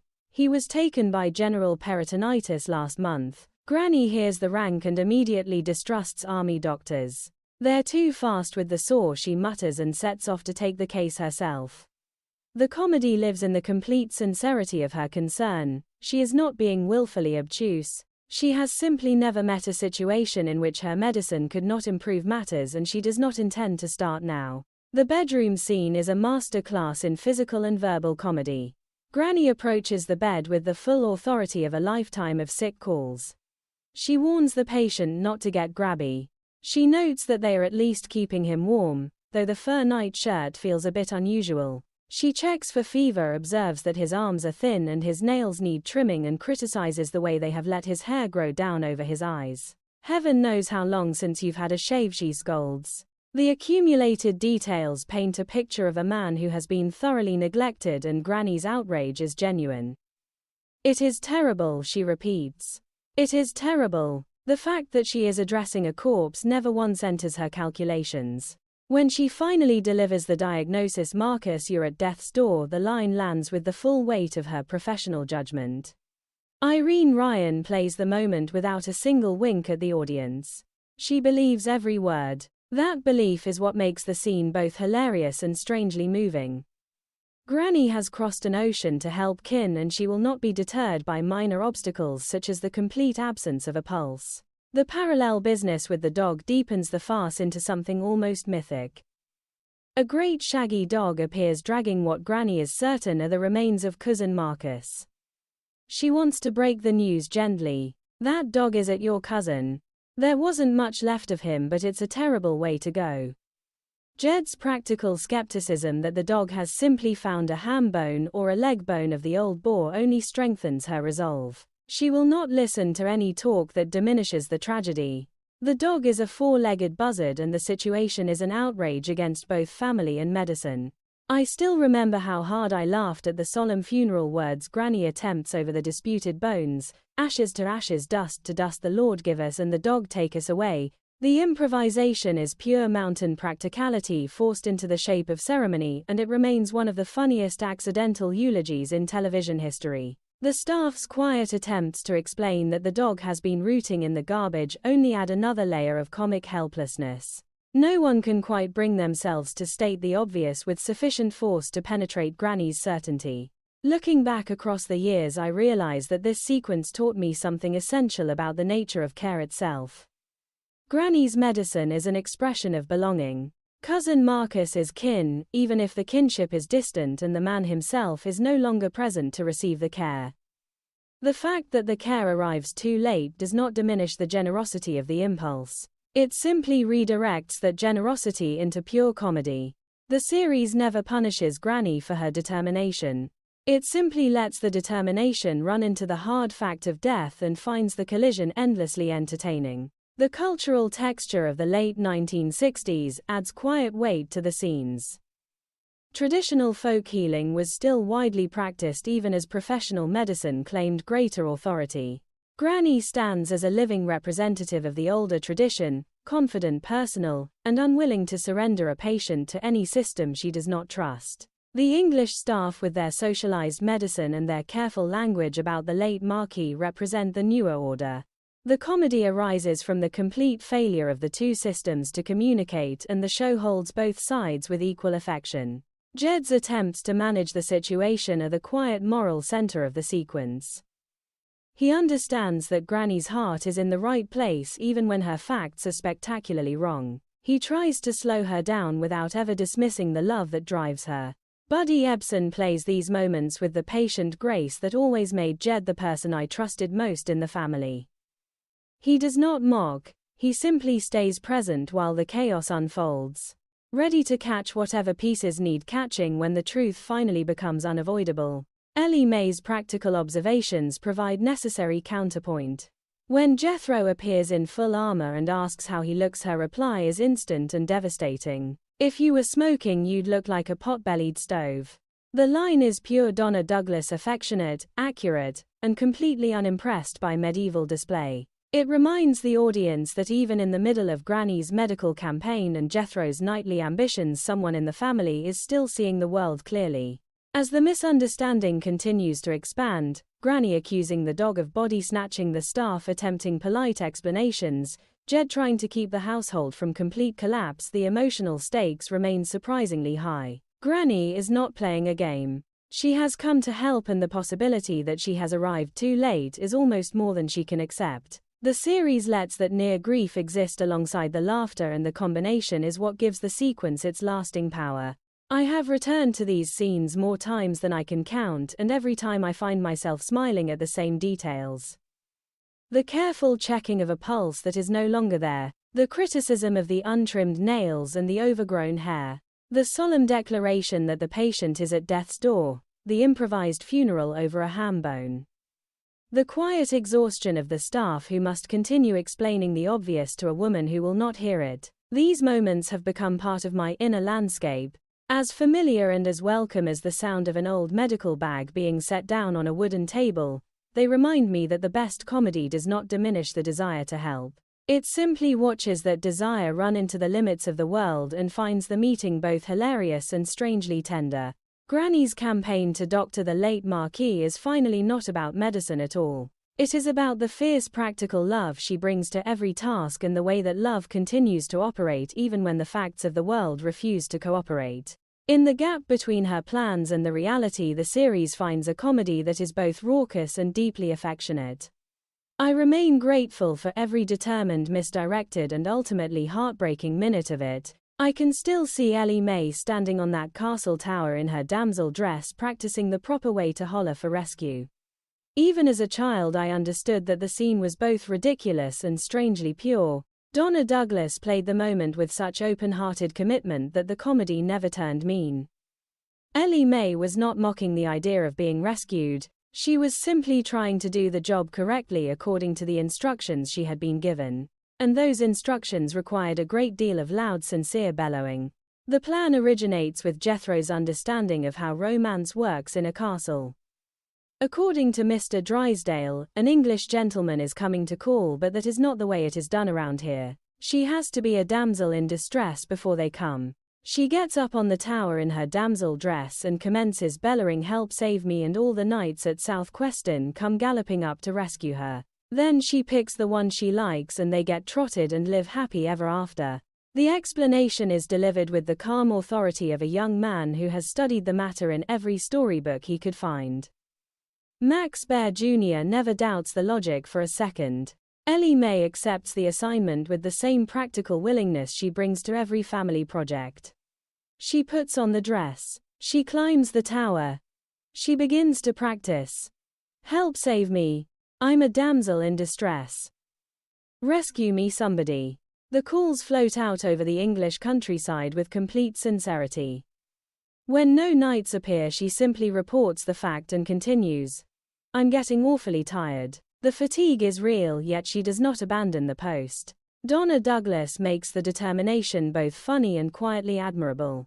Ellie Mae has been given a job and she will see it through. Meanwhile, Jethro is testing the limits of his new armor. "This here armor makes me invincible," he announces. "It means you can't hurt me. Go ahead and hit me. I'll show you."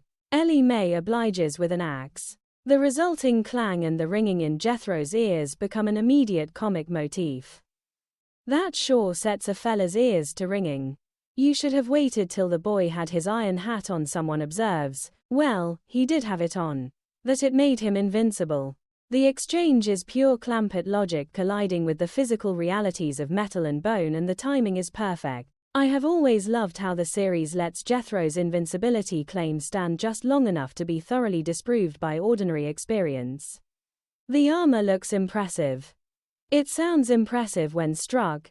It does absolutely nothing to prevent a solid hit from rattling his skull. Max Baer Jr. plays the aftermath with the wide-eyed surprise of a man who has just discovered that storybook rules do not always apply to actual iron. The discovery does not diminish his enthusiasm. It simply adds a new data point to his ongoing education in knighthood. The dragon hunt that follows is one of the purest expressions of Jethro's medieval imagination. He sets out with pole in hand, announcing his presence to every possible dragon in the vicinity. "Look out, dragons, here I come." The practical difficulties begin at once. The pole is sideways. He cannot clear the side of the path. He needs a dog and does not have one. When he finally encounters what he believes to be a dragon sitting up in a tree, the resulting collision with a low limb scrapes him cleanly off his horse. The physical comedy is sustained with the kind of precise clumsiness that Max Baer Jr. made look effortless. Ellie Mae's dual role as both potential bait and concerned observer adds another layer of warmth. Jethro offers to use her for bait. She refuses. He insists. The argument is settled by higher family authority, yet the affection underneath the bickering remains clear. These two have spent a lifetime negotiating the gap between Jethro's grand plans and Ellie Mae's more grounded sense of what is reasonable, and the castle simply provides a larger stage for the same familiar dance. Looking back, I realize how much of my own early understanding of performance and sincerity was shaped by scenes like these. Ellie Mae on the tower is not winking at the audience, she is trying to produce the correct sound and the correct posture for a damsel in distress. Jethro in the armor is not playing dress-up for comic effect. He is testing a hypothesis about invincibility that the stories have led him to believe. The series honors both efforts by letting them fail in the most ordinary and physical ways possible. The failures produce laughter, but the laughter is never contemptuous. It is the laughter of recognition. The cultural context of the late 1960s deepens the pleasure. Traditional gender roles and heroic myths were being questioned everywhere. The image of a capable young woman from the Ozarks dutifully practicing the art of helpless screaming carried a special satirical charge. Yet the show never turns Ellie Mae into a victim of the myth. She remains practical, good-humored, and ready to climb down from the tower the moment the experiment has run its course. Jethro's knightly ambitions receive the same balanced treatment. He is ridiculous, but he is never mean, and his commitment to the role is so complete that it becomes a kind of accidental purity. Jed's quiet management of the chaos provides the necessary moral center. He understands that both young people are operating inside stories that do not quite match the world they are actually inhabiting. He does not forbid the stories. He simply stays present to catch them when the stories collide with stone walls and low limbs and the absence of actual dragons. Buddy Ebsen's presence in these scenes is like a steady hand on the shoulder of the entire sequence. Nothing will be allowed to go permanently wrong while he is watching. Granny's parallel medical campaign continues in the background, adding another strand of determined misunderstanding to the day. The household is now managing a would-be knight with ringing ears, a damsel who has grown hoarse from practice, a dog suspected of body snatching, and a major domo who is beginning to wonder whether 6 months of back wages are sufficient compensation for the experience. The accumulation of comic difficulties never feels forced. Each new complication grows naturally from the last, and the family's fundamental good nature remains intact throughout. I think often of the strange tenderness that runs underneath all the bellowing and the clanging armor. Ellie Mae is willing to stand on a tower and shout for help she does not need because someone she loves has asked her to try. Jethro is willing to test the limits of iron plate with his own skull because the stories have told him it should work.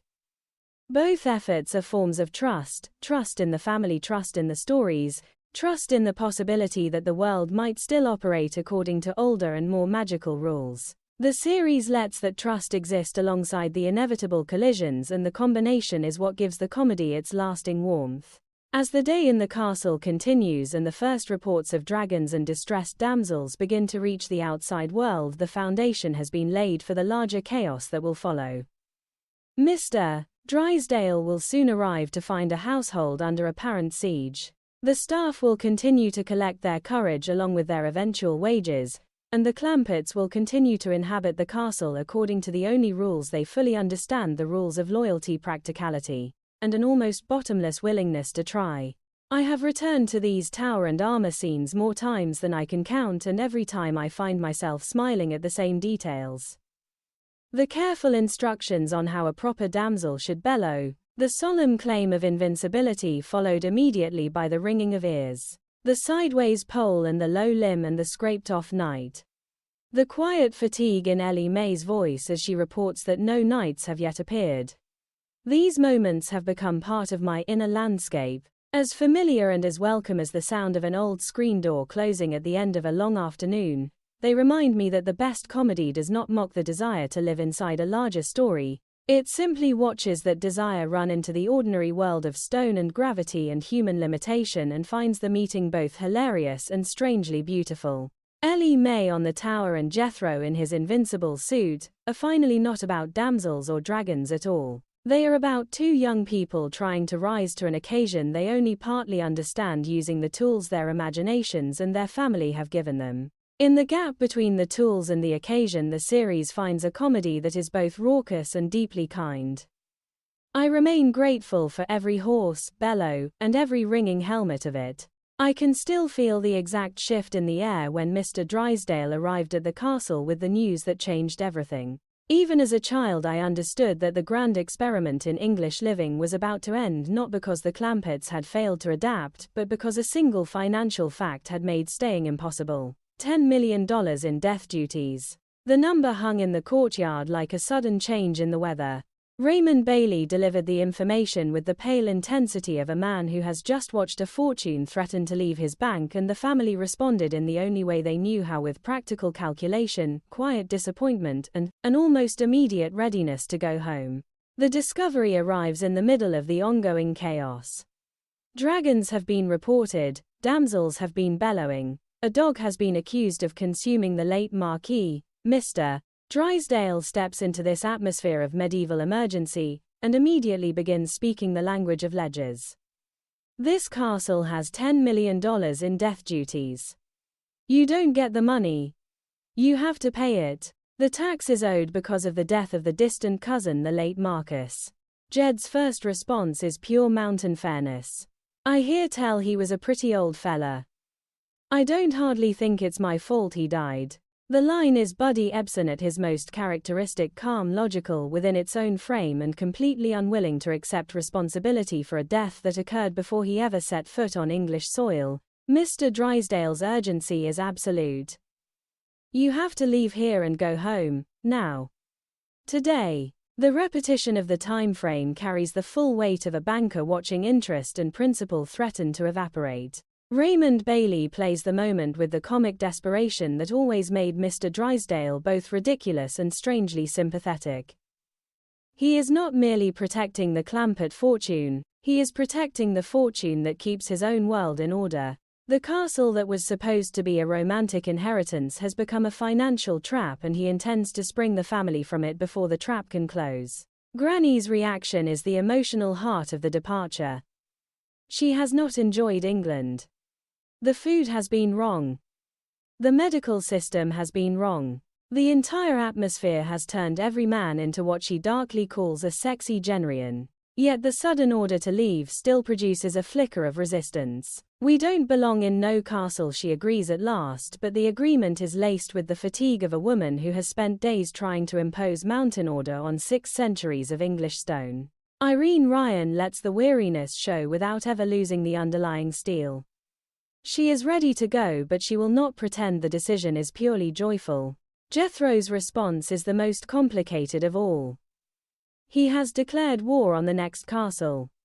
He has dumped down the gauntlet. The folks over the ridge sick their dog on him for running dragons through their roses, and he has answered with a formal challenge. That's a feudal system, he explains. You mean we gonna feud him? Yeah. Is it legal here in England? To us castle folks it's a way of life. The logic is airtight within the storybook rules he has been following since the moment he put on the armor. Leaving now feels like crawfishing out of an honor debt. Max Baer Jr. plays the disappointment with real feeling.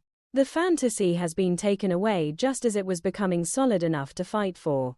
Jed's handling of the moment is a quiet masterclass in paternal authority. He listens to the financial facts. He listens to Jethro's declaration of war.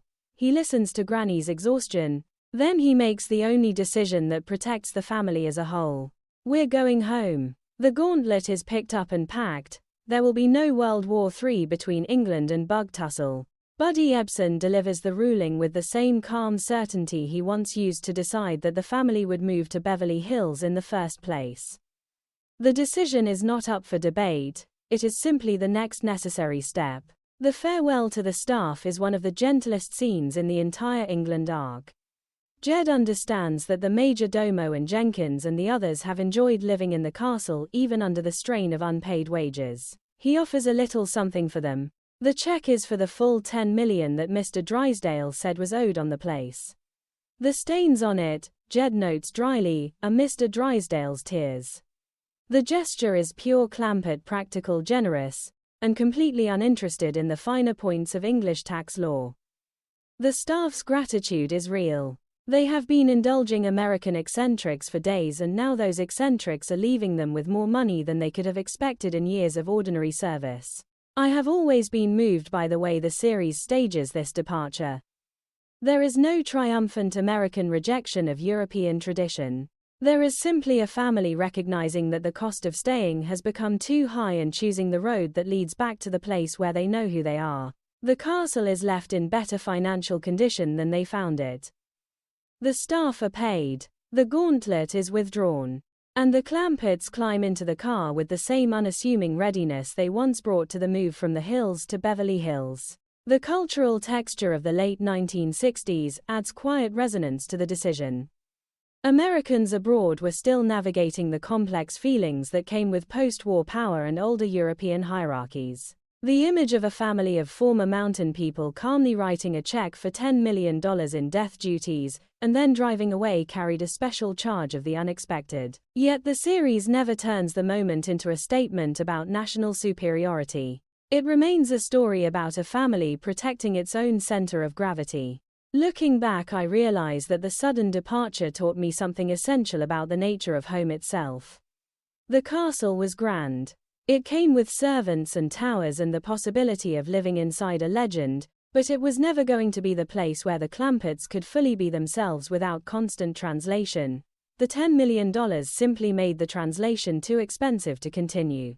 Jed's decision to leave is therefore not a retreat. It is a return to the only ground on which the family has ever stood with complete confidence. Jethro's final attempts to hold on to the fantasy, the talk of Sherwood Forest, the claim that Robin Hood was born to the purple and robbed of his birthright already point toward the next chapter. The armor may be packed, but the imagination that put it on has not been dismantled. Max Baer Jr. lets the disappointment and the new determination exist side by side, and the combination prepares the audience for everything that will follow once the family is back on American soil.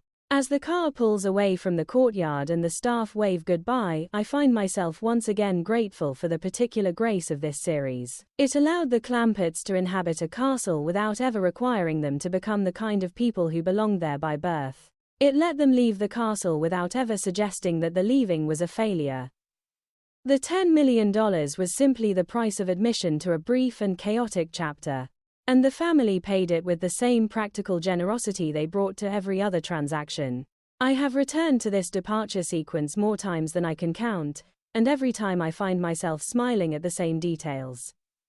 The pale intensity of Mr. Drysdale's financial warning, Jed's calm refusal to accept blame for a death that preceded him, Granny's weary agreement that they do not belong in any castle, Jethro's formal withdrawal from a war that never quite began. The check with Mr. Drysdale's tears on it, these moments have become part of my inner landscape. As familiar and as welcome as the sound of an old suitcase being closed at the end of a long visit, they remind me that the best stories know when to end a chapter and that the ending can be both necessary and kind.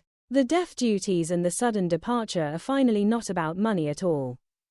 They are about a family recognizing the difference between a grand adventure and the place where they can live without constant explanation. In the space between the adventure and the recognition, the series finds a comedy that is both raucous and deeply affectionate. I remain grateful for every practical, generous and perfectly timed minute of it. I can still feel the exact moment the England chapter closed and the American chapter of Jethro's legend began. The family had barely cleared customs and collected their luggage when the old fantasy refused to stay packed. Even as a child, I understood that something irreversible had happened inside Jethro's imagination.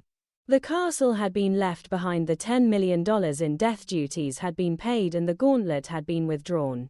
Yet the young man who had spent days believing himself a knight was not prepared to return to ordinary life. He had been born to the purple, he declared, and he had been robbed of his birthright. The only proper response was to take to the woods. The homecoming itself is full of the quiet comic friction that the series handled so well. Miss Jane meets them at the airport with the efficient warmth that Nancy Culp always brought to these reunions. Granny has not said one word since they left the English countryside. When she finally speaks, the single word is chicken. The exhaustion and the lingering outrage over English food and English medical systems are all contained in that one syllable. Irene Ryan lets the fatigue show without ever losing the underlying steel. She is home, but she is not yet ready to pretend the trip was a success. Jethro's first acts back on American soil are pure continuation of the fantasy. He refuses to help with the suitcases. He demands to know where the Magna Carta says he has to tote luggage. He informs the family that old King Cole was a merry old soul until he had to sign that rascal. The historical accuracy is non-existent, yet the conviction is absolute. Max Baer Jr., plays the moment with the full-bodied sincerity that always made Jethro's delusions feel like temporary truths. He is not joking. He is simply still living inside the story the castle started. The letter he leaves for Jed is one of the purest expressions of the new identity. Dear tyrant, I am off for the woods to rob the rich and buy back my birthright. From now on we as blood enemies to the death. P.S. Please send my 50 cents allowance. The combination of feudal declaration and practical request for pocket money is pure Jethro, and it still makes me laugh with recognition. He has not abandoned the family, he has simply redefined the relationship according to the rules of the legend he has chosen. Jed is now the tyrant. Jethro is Robin Hood. The allowance is still required. I have always loved how the series stages this transition. There is no long psychological explanation for why the castle experience took such deep root. Jethro simply steps from one set of storybook rules into another that feels continuous with the first. Robin Hood was born to the purple and lived in a castle just like me. He was robbed of his birthright and I have been robbed of mine. Therefore, the woods of Griffith Park will become Sherwood Forest, and the work of robbing the rich and feeding the poor will begin at once. The logic is airtight within its own frame and Max Bear Jr. commits to it completely. Jed's response is the quiet moral center of the homecoming. He does not rage, he does not forbid. He simply continues to treat Jethro as the same young man he has always guided, even while the young man is busy declaring blood enmity. Buddy Ebsen's patience in these scenes remains one of the deepest forms of love the series ever showed. He understands that the fantasy will have to run its course, and he is prepared to stay present until it does. Granny's parallel outrage over the unfinished feud with the neighboring English castle provides necessary comic counterpoint. She is still prepared to dare the English to come to Beverly Hills and fight. She is still offended that the family crawfished out of an honor debt. Irene Ryan plays the lingering belligerence with the same energy she once brought to mountain feuds, and the transposition of that energy onto English castle politics is endlessly entertaining. The War of the Roses has simply relocated. Ellie Mae's willingness to follow Jethro into the new fantasy adds the emotional warmth that keeps the whole enterprise from floating free of the family. She puts on the damsel dress again. She prepares to climb the big elm tree in the front yard and resume the bellowing. Donna Douglas makes the loyalty both funny and genuinely touching. Ellie Mae does not fully believe in the legend, but she believes in Jethro, and for the moment that is enough. The cultural texture of the late 1960s deepens every beat of the homecoming. The counterculture was already inventing its own forms of legend and its own refusals of ordinary life. Jethro's decision to take to the woods in Lincoln Green arrives at the perfect moment to collide with that larger atmosphere. Yet the series never makes him a symbol. He remains a particular young man from the hills whose imagination has simply refused to accept the end of an adventure. Looking back, I realize that the birth of Robin Hood taught me something essential about the nature of unfinished stories. The castle chapter ended for financial reasons that had nothing to do with the emotional reality Jethro had built inside it. The fantasy therefore continued by other means. Griffith Park became the only available forest. The family truck became the only available means of transport into exile. The 50-cent allowance became the only available royal treasury. The series lets all of these substitutions stand without apology, and the result is both ridiculous and strangely pure. As Jethro gathers his initial merry men, Ellie Mae, the hound the chimpanzee, and prepares to leave the mansion behind, the foundation has been laid for the larger chaos that will follow in the park. Mr. Drysdale will soon discover that the Clampett fortune is once again under imaginative siege. The authorities will soon discover that Griffith Park has acquired a new resident who believes himself to be the outlaw of legend. And the family will once again have to decide how far to let the story run before ordinary life must reassert itself. I have returned to this homecoming and transformation sequence more times than I can count, and every time I find myself smiling at the same details. The single-word chicken from Granny, the Magna Carta luggage dispute, the formal letter declaring blood enmity while still requesting the weekly allowance. The quiet way Jed absorbs the new role of tyrant without ever surrendering the older role of uncle. These moments have become part of my inner landscape, as familiar and as welcome as the sound of an old screen door closing at the beginning of a new chapter. They remind me that the best comedy understands the difference between the end of an adventure and the end of the need for adventure. Jethro's need had not ended. It had simply changed forests. The birth of Robin Hood is finally not about rebellion or theft, or even the loss of a castle. It is about a young man refusing to let a story finish before he is ready and a family refusing to stop loving him while he finishes it in his own way. In the space between the refusal and the love, the series finds a comedy that is both raucous and deeply affectionate. I remain grateful for every Lincoln Green allowance requesting Tyrant declaring minute of it. I can still smell the remembered dust and eucalyptus of Griffith Park whenever I think of Jethro's Sherwood Forest. Even as a child I understood that the transplant was both ridiculous and strangely perfect. The same young man who had tried to turn an English castle into a stage for knighthood was now turning a Los Angeles public park into the Greenwood of legend, and he was doing it with the only company and equipment the family could spare. Ellie Mae in her damsel dress, the Hound Duke, the chimpanzee Bessie, and the old family truck. The series has always had a gift for letting grand fantasies occupy the most ordinary available space, and this sequence remains one of the purest examples of that gift. The establishment of the new outlaw camp begins with the simplest of declarations. Jethro is no longer Jethro, he is Robin Hood. Ellie Mae is Maid Marian. The dog and the ape are the first of the merry men. The truck is both transportation and mobile headquarters. Max Baer Jr. plays the reorganization of reality with complete seriousness. There is no sense that he is performing for an audience. He has simply decided that the story continues here, and everyone else will have to adjust to the new geography. Ellie Mae's participation is the emotional heart of the early park scenes. She puts on the dress again, she accepts the new name. She prepares to hide in trees and help with the work of the band. Donna Douglas makes the loyalty both comic and genuinely moving. Ellie Mae does not fully share the delusion, but she shares the affection that makes the delusion possible. When she later admits that being out in the woods has made her homesick for the hills, the moment carries real weight. The fantasy is fun, but the pull of ordinary family life has not disappeared. The practical difficulties of running a medieval outlaw operation in a modern city park arrive immediately. There are no fat merchants carrying bags of farthings. There are instead ordinary hikers, the occasional confused couple, and the steady risk of park rangers. Jethro's response is to stay in character and wait. I hope it's a fat merchant with a big bag of farthings, he tells his underfed merry men. The hunger is real. The legend has not yet produced any income. Max Baer Jr.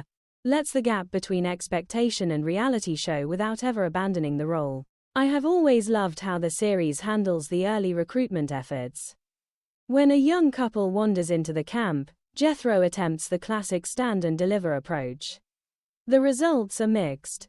The young man is more interested in whether the whole enterprise is some kind of freak out than in surrendering his purse. The young woman finds Robin Hood physically impressive and is not entirely opposed to the idea of joining the band. The collision between 1960s youth culture and Jethro's storybook Outlaw Code produces some of the gentlest satire the show ever offered. Neither side fully understands the other, yet both sides remain curiously willing to keep talking. The family truck sits at the center of the operation like a slightly embarrassed iron horse. It is the only means of moving the entire band from the mansion to the park and back again if necessary. It carries the remains of Granny's cooking and whatever other supplies the outlaws have managed to bring. The image of Robin Hood and Maid Marian climbing out of a battered truck in the middle of Griffith Park still makes me smile with recognition. The series never tries to hide the ordinary machinery that makes the fantasy possible. It simply lets the machinery stand beside the legend and trusts the audience to enjoy the contrast. Looking back, I realize that the Griffith Park Sherwood Forest taught me something essential about the nature of play itself. Jethro is not escaping reality so much as he is insisting that reality expand to include the stories he needs. The park is still a park. The truck is still a truck. The dog and the chimpanzee are still the same animals that have always lived with the family. Yet for as long as the game continues, they are also the Greenwood, the steed, and the merry men. The series honors that double vision without ever forcing a choice between the two layers. Granny's distant supervision adds another layer of comic tension. She is not in the park, but she is fully aware that the children are out there cold and hungry and probably being eaten by wolves. Her reports to Jed grow more dramatic with every hour. Innocent boy born to the purple, robbed of his birthright and forced to turn Robin Hood in the bloom of his golden youth. Irene Ryan delivers the lamentations with the full force of mountain mourning, even while she is simultaneously preparing to go after the boy with a club if necessary. The combination of genuine worry and theatrical exaggeration is pure Granny. Jed's quiet management of the crisis remains the moral center. He does not storm into the park and drag Jethro home by force. He simply begins the patient process of tracking, waiting, and preparing for the moment when the fantasy will exhaust itself. Buddy Ebsen plays the restraint with the same steady grace he brought to every other family emergency. He understands that some stories have to be finished from the inside. The cultural texture of the late 1960s deepens every scene in the park. Griffith Park was already a gathering place for young people experimenting with new forms of life and legend. Jethro's arrival in Lincoln Green and full medieval commitment lands in the middle of that atmosphere like a visitor from an older and stranger dream. The series never makes him a symbol of the counterculture. He remains a particular Clampett whose imagination has simply refused to accept the end of an adventure. The collision between his storybook outlaw code and the actual young people he meets produces comedy that still feels fresh. As the first day in the park continues and the merry men begin to experience the practical difficulties of outlaw life, hunger, the absence of rich travelers, the growing interest of the authorities, the foundation has been laid for the larger chaos that will follow. Drysdale will soon find himself drawn into the forest. The hippies will soon decide that Robin Hood is the leader they have been waiting for. And the family will once again have to decide how far to let the story run before ordinary life must reassert itself.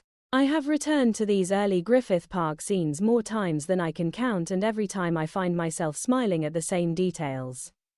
The solemn renaming of Ellie Mae and the animals, the hopeful scanning of the trails for fat merchants, the truck sitting patiently among the trees like a slightly embarrassed accomplice, the quiet homesickness that begins to surface beneath the game.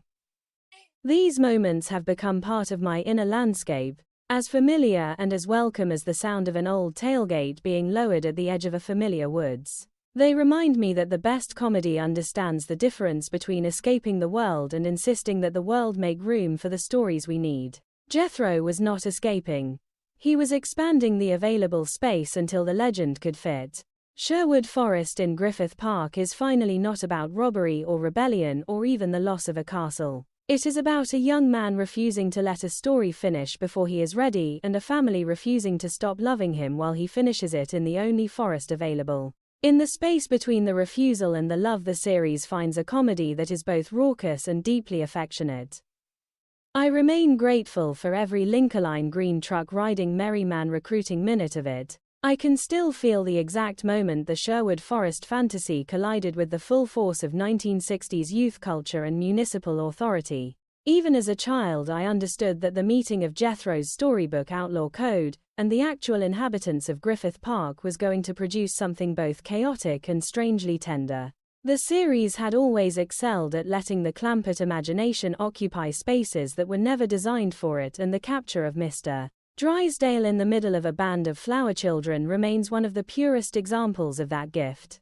The arrival of the hippies begins with mutual incomprehension. Jethro still firmly in character as Robin Hood attempts the classic stand and deliver approach on a young couple who have wandered into the camp. The young man is more interested in whether the whole enterprise is some kind of freak-out than in surrendering any valuables. The young woman finds the man in tights physically impressive and is not entirely opposed to the idea of joining the band. Max Baer Jr. plays the cultural gap with complete sincerity. He does not adjust the legend to fit the newcomers. He simply continues speaking the language of the Greenwood and waits for the world to catch up. When Mr. Drysdale himself falls into the trap, the comedy accelerates. He is identified as a rich merchant, the exact prey the merry men have been waiting for. Stand and deliver, Jethro commands. Mr. Drysdale's response is pure banker panic. he is not rich. He is just a poor bank president. He has no money on him, but he knows the people who do. If they let him go, he will finger his rich friends. The offer is so perfectly Drysdale that it still makes me laugh with recognition. Raymond Bailey plays the moment with the pale intensity of a man who has spent a lifetime calculating percentages and is now being forced to negotiate with a young man in Lincoln Green who believes himself to be the outlaw of legend. The decision to keep Mr. Drysdale as a hostage and induct him into the band produces some of the richest physical comedy of the entire arc. The hippies bedeck him with beads and blossoms. They declare him the fairest in the forest. They prepare to pierce his ears because they do not go for snap-ons. Raymond Bailey's growing horror is a master class in comic suffering. He is willing to wear the hand-me-down threads. He is even willing to consider the possibility that the experience might be an improvement over his ordinary clothes, but the threat of actual ear-piercing pushes him to the edge of open revolt. I have always loved how the series handles the collision between Mr. Drysdale's commercial mind and the outlaw code. He tries to negotiate. He offers to become a useful member of the band by identifying richer targets. He attempts to maintain a shred of executive dignity while being dressed in borrowed beads. The fantasy does not bend to accommodate him. He is simply absorbed into it, and the absorption is both humiliating and weirdly liberating. For a few hours, the man who has spent years managing the Clampett fortune is forced to live inside one of Jethro's stories, and the result is pure comic justice. The arrival of the actual authorities raises the stakes again. Park rangers and police officers encounter a man in tights claiming to be Robin Hood, a young woman in a damsel dress, a chimpanzee, a hound, and a banker dressed as a flower child who insists he is the president of the Commerce Bank of Beverly Hills. The officers' patient attempts to sort the situation into recognizable categories produce some of the gentlest institutional comedy the show ever offered. They have seen a great many strange things in Griffith Park, but this particular combination tests the limits of their experience. Mr. Drysdale's desperate attempts to establish his identity only deepen the confusion. He tells them he is being held for ransom by the wicked Prince John. He assures them that Richard the Lion-Hearted is on their side. He promises that they will see many of his old friends Caesar Napoleon once they put him between those nice wet sheets. The historical name-dropping is pure panic improvisation, and Raymond Bailey delivers it with the frantic creativity of a man who can feel the straitjacket approaching. The officers listen with the careful neutrality of people who have learned not to argue with certain kinds of certainty. Looking back, I realize that the hostage sequence taught me something essential about the nature of authority itself.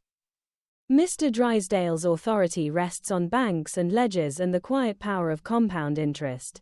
Jethro's authority rests on a story and the absolute commitment with which he inhabits it. When the two forms of authority occupy the same patch of Griffith Park, neither one can fully dominate the other. The police, representing a third form of authority, can only watch the collision and try to keep anyone from getting hurt. The series holds all three systems in view at once and finds the comedy in their mutual incomprehension. Ellie Mae's quiet presence throughout the chaos provides necessary emotional ballast. She continues to answer to Maid Marian. She continues to help manage the merry men, yet she is also the first to feel the pull of ordinary life returning. When she later tells Jed that being out in the woods has made her homesick for the hills, the moment carries real weight. Donna Douglas lets the fatigue and the lingering affection for the game exist side by side. And the combination keeps the entire enterprise from floating free of the family. Granny's distant commentary continues to frame the adventure in the language of mountain tragedy. Innocent boy born to the purple, robbed of his birthright, and forced to turn Robin Hood in the bloom of his golden youth. The lamentations grow more elaborate with every report, even while she is simultaneously preparing smoked crawdads as bait to lure the boy home. Irene Ryan plays the dual role of mourner and practical strategist with the same energy she once brought to every family crisis. The fantasy may be ridiculous, but the worry underneath it is real. As the park fills with hippies who have decided that Robin Hood is the leader they have been waiting for, and as Mr. Drysdale is forced deeper into the role of merry man, the foundation has been laid for the eventual unraveling. The authorities will not remain patient forever. The family will not remain on the sidelines forever. And Jethro himself will eventually have to decide whether the story still has room to continue or whether ordinary life must reassert itself. I have returned to these hostage and hippie scenes more times than I can count, and every time I find myself smiling at the same details. The solemn induction of Mr. Drysdale into the band, the threat of ear piercing and the banker's growing horror, the patient confusion of the officers who only want to restore some version of order, the quiet homesickness that begins to surface in Ellie Mae's voice, these moments have become part of my inner landscape, as familiar and as welcome as the sound of an old park trail underfoot at the end of a long afternoon. They remind me that the best comedy understands the difference between authority that comes from institutions and authority that comes from absolute commitment to a story. Jethro's story was never going to win in any permanent sense, but for a few glorious hours it held the center of Griffith Park against every competing claim. The capture of Mr. Drysdale and the confusion of the authorities are finally not about robbery or rebellion or even the clash of generations. They are about a young man insisting that the world make room for the legend he needs, and a collection of other people discovering that the legend is temporarily stronger than their own claims to reality. In the space between the insistence and the discovery, the series finds a comedy that is both raucous and deeply affectionate. I remain grateful for every bead-covered ransom negotiating wet sheet threatening minute of it. I can still taste the remembered idea of Granny's smoked crawdads whenever this stretch of the story comes back to me. Even as a child I understood that the moment the flower children of Griffith Park learned about those crawdads, the entire outlaw fantasy was going to take a turn no one had predicted. The series had always excelled at letting ordinary mountain practices collide with the wider world, and the sudden elevation of Granny's smoked crawdads into a kind of legendary sacrament among the hippies remains one of the purest and funniest examples of that gift. The reputation begins almost by accident. Jethro, still firmly in character as Robin Hood, mentions the crawdads in the ordinary course of describing the supplies the merry men have available. The hippies hear the word smoke, and immediately supply their own meaning. You smoke crawdads? The question is asked with the bright interest of people who have already decided that Robin Hood is the far-out leader they have been waiting for. Max Baer Jr. plays the cultural gap with complete sincerity. He is talking about food. They are talking about something else entirely. Neither side notices the difference at first. Granny's distant presence becomes the unexpected center of the new mythology. She is not in the park, yet her name begins to travel among the flower children as the Crawdad Queen. Reports of her skill reach the camp like rumors of a great provider. When she later appears in the park herself, determined to smoke a fresh batch as bait to lure Jethro home, the hippies treat the event as a kind of visitation. Irene Ryan plays the practical mountain woman who has simply come to cook, while the young people around her treat the cooking as a sacrament. The collision is both ridiculous and strangely tender. I have always loved how the series handles the growing legend of the crawdads. There is no long explanation of the misunderstanding. The show simply lets the two meanings of the word smoke occupy the same conversations and trusts the audience to enjoy the gap. Jethro continues to speak of food. The hippies continue to hear something more expansive. Granny continues to prepare the actual crawdads with the same practical skill she has always brought to the work. The fantasy absorbs the food and turns it into evidence that Robin Hood's band has access to mysteries the ordinary world cannot provide. The moment of disillusionment arrives with perfect comic timing. The hippies finally witness the actual process of smoking crawdads and realize that the activity is exactly what it appears to be: cooking. The leader who chases dragons and talks to apes and smokes crawdads is suddenly revealed to be operating on a completely different frequency. You are too far out for us, they declare, and begin the retreat to Squaresville and the Sunset Strip. The rejection is delivered without anger. It is simply the recognition that the legend they had constructed around Robin Hood cannot survive contact with the literal truth of Granny's kitchen practices. Looking back, I realize that the crawdad sequence taught me something essential about the nature of reputation itself. Granny has never sought a wider audience for her cooking. She smokes crawdads because that is what she has always done when the ingredients are available.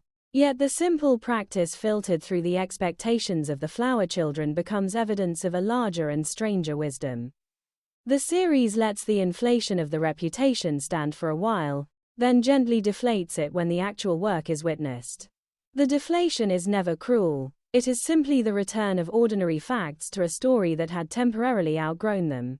Jed's quiet management of the growing legend provides the necessary moral center. He understands that Granny's cooking has become part of the fantasy that is keeping Jethro in the park. He also understands that the same cooking may be the practical means of bringing the boy home. The decision to use the smoked crawdads as bait is pure Clampett strategy, practical, affectionate, and completely uninterested in the larger cultural meanings the hippies have attached to the food. Buddy Ebsen plays the calculation with the same calm certainty he brought to every other family emergency. Ellie Mae's continuing presence in the camp adds the emotional warmth that keeps the entire enterprise grounded. She has begun to feel the pull of ordinary life more strongly. The homesickness for the hills is real, yet she remains loyal to the game for as long as Jethro needs it. Donna Douglas lets the fatigue and the lingering affection exist side by side, and the combination gives the later park scenes their quiet human weight.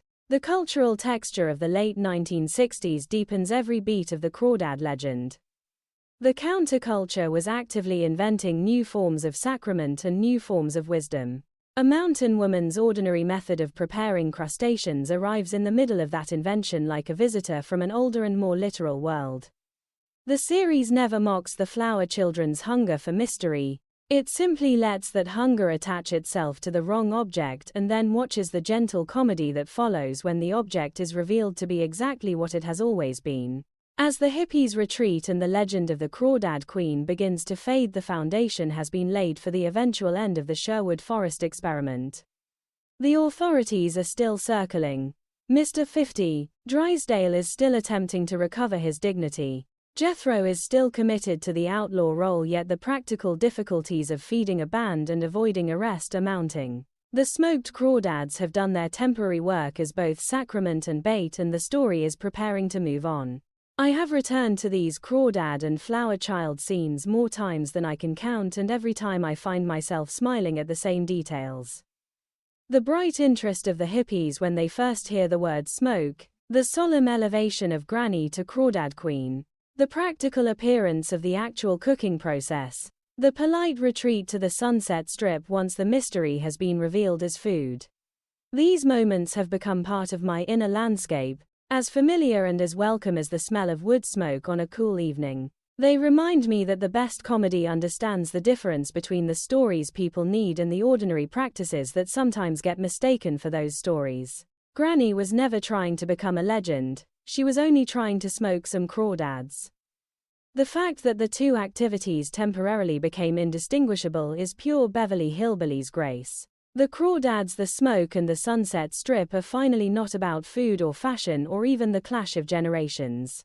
They are about a simple mountain practice that briefly became the center of a larger hunger for meaning, and about the gentle comedy that follows when the meaning is forced to return to its original size. In the space between the inflation and the return, the series finds a comedy that is both raucous and deeply affectionate. I remain grateful for every smoked, misunderstood, and ultimately clarifying minute of it. I can still feel the exact jolt of surprise that ran through the Clampett living room when the letter arrived from the President of the United States. Even as a child, I understood that the Sherwood Forest chapter was about to close and something entirely different was about to begin. The same young man who had spent days in Lincoln Green declaring blood enmity with his uncle was now holding an official greeting that ordered him to report for induction. The series has always had a gift for letting one grand fantasy give way to the next without apology, and Jethro's sudden transition from Robin Hood to prospective soldier remains one of the purest examples of that gift. The letter itself is treated with the full solemnity the family brings to any communication from distant authority. The President of the United States to Jethro Bodine: greetings. He wants me to join the armed forces and fight for my country. Max Baer Jr. delivers the news with the bright excitement of a young man who has just been offered a new and larger stage. The fact that the invitation is mandatory does not diminish the sense of honor. In Jethro's mind, the president has personally selected him, and the only proper response is to prepare with complete commitment. Ellie Mae's immediate request to join as well produces the first comic friction. she can fight better than he can, she insists. The sibling rivalry that has always existed beneath their affection surfaces in the most practical form possible. Donna Douglas plays the determination with the same open energy she once brought to damsel practice on the castle tower. She is ready to serve. The fact that the letter is addressed only to Jethro is a temporary obstacle she intends to overcome. Jed's response is the quiet moral center of the moment.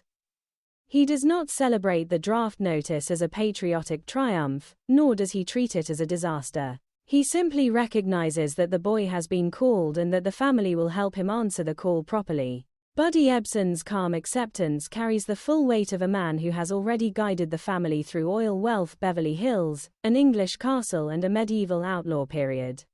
Military service is simply the next chapter, and it will be met with the same steady practicality as all the others.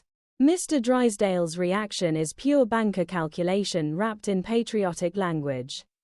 He immediately begins planning how to use his influence with the draft board to make certain Jethro is taken. He recalls his own service in the Quartermaster Corps, where he ran a little lending service on the side at 40% interest. The stories of his wartime experiences grow more elaborate with every telling. He went through some of the bloodiest fighting of the war. He got shot at 12 times. He never went overseas because when you lend money to soldiers at those rates you do not have to. Raymond Bailey plays the self-serving nostalgia with the perfect blend of pride and transparent self-interest that always made Mr. Drysdale both ridiculous and strangely sympathetic. The uniform experiments that follow are pure Jethro. He goes to a studio to look at every available option so that he can decide which branch of the service best suits him. He returns with a Prussian field marshal's outfit complete with iron hat. "Hot dog," he declares. "If you show up at the induction center wearing that, they'll think Bismarck sent you." The historical confusion is absolute, yet the enthusiasm is complete. Max Baer Jr. tries on the identity with the same wholehearted commitment he once brought to knighthood and to Robin Hood. The fact that the uniform belongs to a different century and a different army does not slow him down for a second. The general Patton ensemble produces an even richer comic expansion. This is the kind of uniform old blood and guts wore. "He is my hero, a fighting fool who rode around in a great big old tank." Jethro's identification with Patton is immediate and absolute. He begins planning the acquisition of an actual tank so that he can practice properly before reporting. Mr. Drysdale's growing horror at the expense is played with the pale intensity of a man watching the Clampett fortune threaten to convert itself into military hardware. The negotiation over how much money will be required, 50,000, then 100,000, becomes a comic auction in which Jethro's imagination keeps raising the bid, and Mr. Drysdale keeps trying to find a ceiling. I have always loved how the series handles the gap between Jethro's understanding of military service and the actual institution he is about to enter. He is not afraid of the draft. He is excited by the opportunity to wear impressive clothes and operate impressive machines. The possibility of actual combat remains abstract. What matters is the role, and the role requires the proper costume and the proper equipment. Max Bay Jr. commits so fully to each new uniform that the audience is invited to live inside the fantasy with him, even while recognizing how thoroughly it collides with the reality of induction. Granny's parallel concerns add the necessary domestic counterweight. She is preparing for the fall festival at Silver Dollar City and is determined that the family will not miss it. The draft notice threatens the travel schedule. Her solution is practical and immediate. Call the president and tell him you are too busy.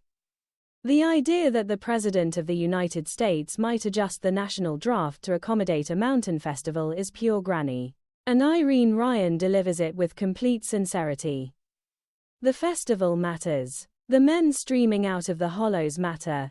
Jethro's military obligations will simply have to wait their turn. Looking back, I realize that the induction sequence taught me something essential about the nature of readiness itself. Jethro is ready in the only way he knows how to be ready, by assembling the visible signs of the role he is about to play. The uniforms, the planned tank, the identification with famous generals, all of it is preparation according to the logic of story and appearance. The series never mocks that logic. It simply lets it run alongside the quieter preparations of the rest of the family and finds the comedy in the difference between the two approaches. The cultural texture of the late 1960s deepens every beat. The draft was already a source of national tension. Young men were making complicated decisions about service and resistance. Jethro's cheerful acceptance of the induction notice and his immediate turn toward costume and equipment arrives in the middle of that tension like a visitor from a simpler story. The series never makes him a symbol of patriotism or of naivety. He remains a particular Clampett whose imagination has simply found a new stage on which to perform. As the uniform experiments continue and the plans for tank acquisition grow more elaborate, the foundation has been laid for the larger chaos that will follow in Griffith Park once more. Mr.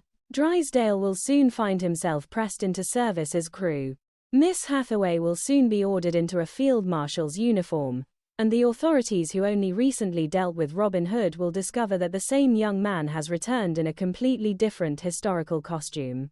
This time accompanied by actual military hardware. I have returned to these induction and uniform scenes more times than I can count, and every time I find myself smiling at the same details. The solemn reading of the presidential greeting, the immediate sibling argument over who is allowed to serve, the Prussian field marshal hat and the claim that Bismarck sent him. The growing ledger of expenses as the tank plans expand. These moments have become part of my inner landscape, as familiar and as welcome as the sound of an old trunk being opened in search of the proper clothes for a new occasion. They remind me that the best comedy understands the difference between the roles we are handed and the roles we invent to meet them. Jethro was handed a draft notice. He invented a complete military identity to answer it, and the invention was both ridiculous and strangely pure. The induction notice and the uniform dreams are finally not about the army or the draft or even the coming chaos with the tank. They are about a young man refusing to enter any new chapter without first assembling the full costume and equipment the chapter seems to require. In the space between the requirement and the assembly, the series finds a comedy that is both raucous and deeply affectionate. I remain grateful for every iron-hatted pattern-quoting tank planning minute of it. I can still hear the low mechanical rumble that signaled Jethro's return to Griffith Park, this time not on foot in Lincoln Green but inside an actual tank. Even as a child I understood that the Sherwood Forest chapter had closed and something louder and more metallic had begun.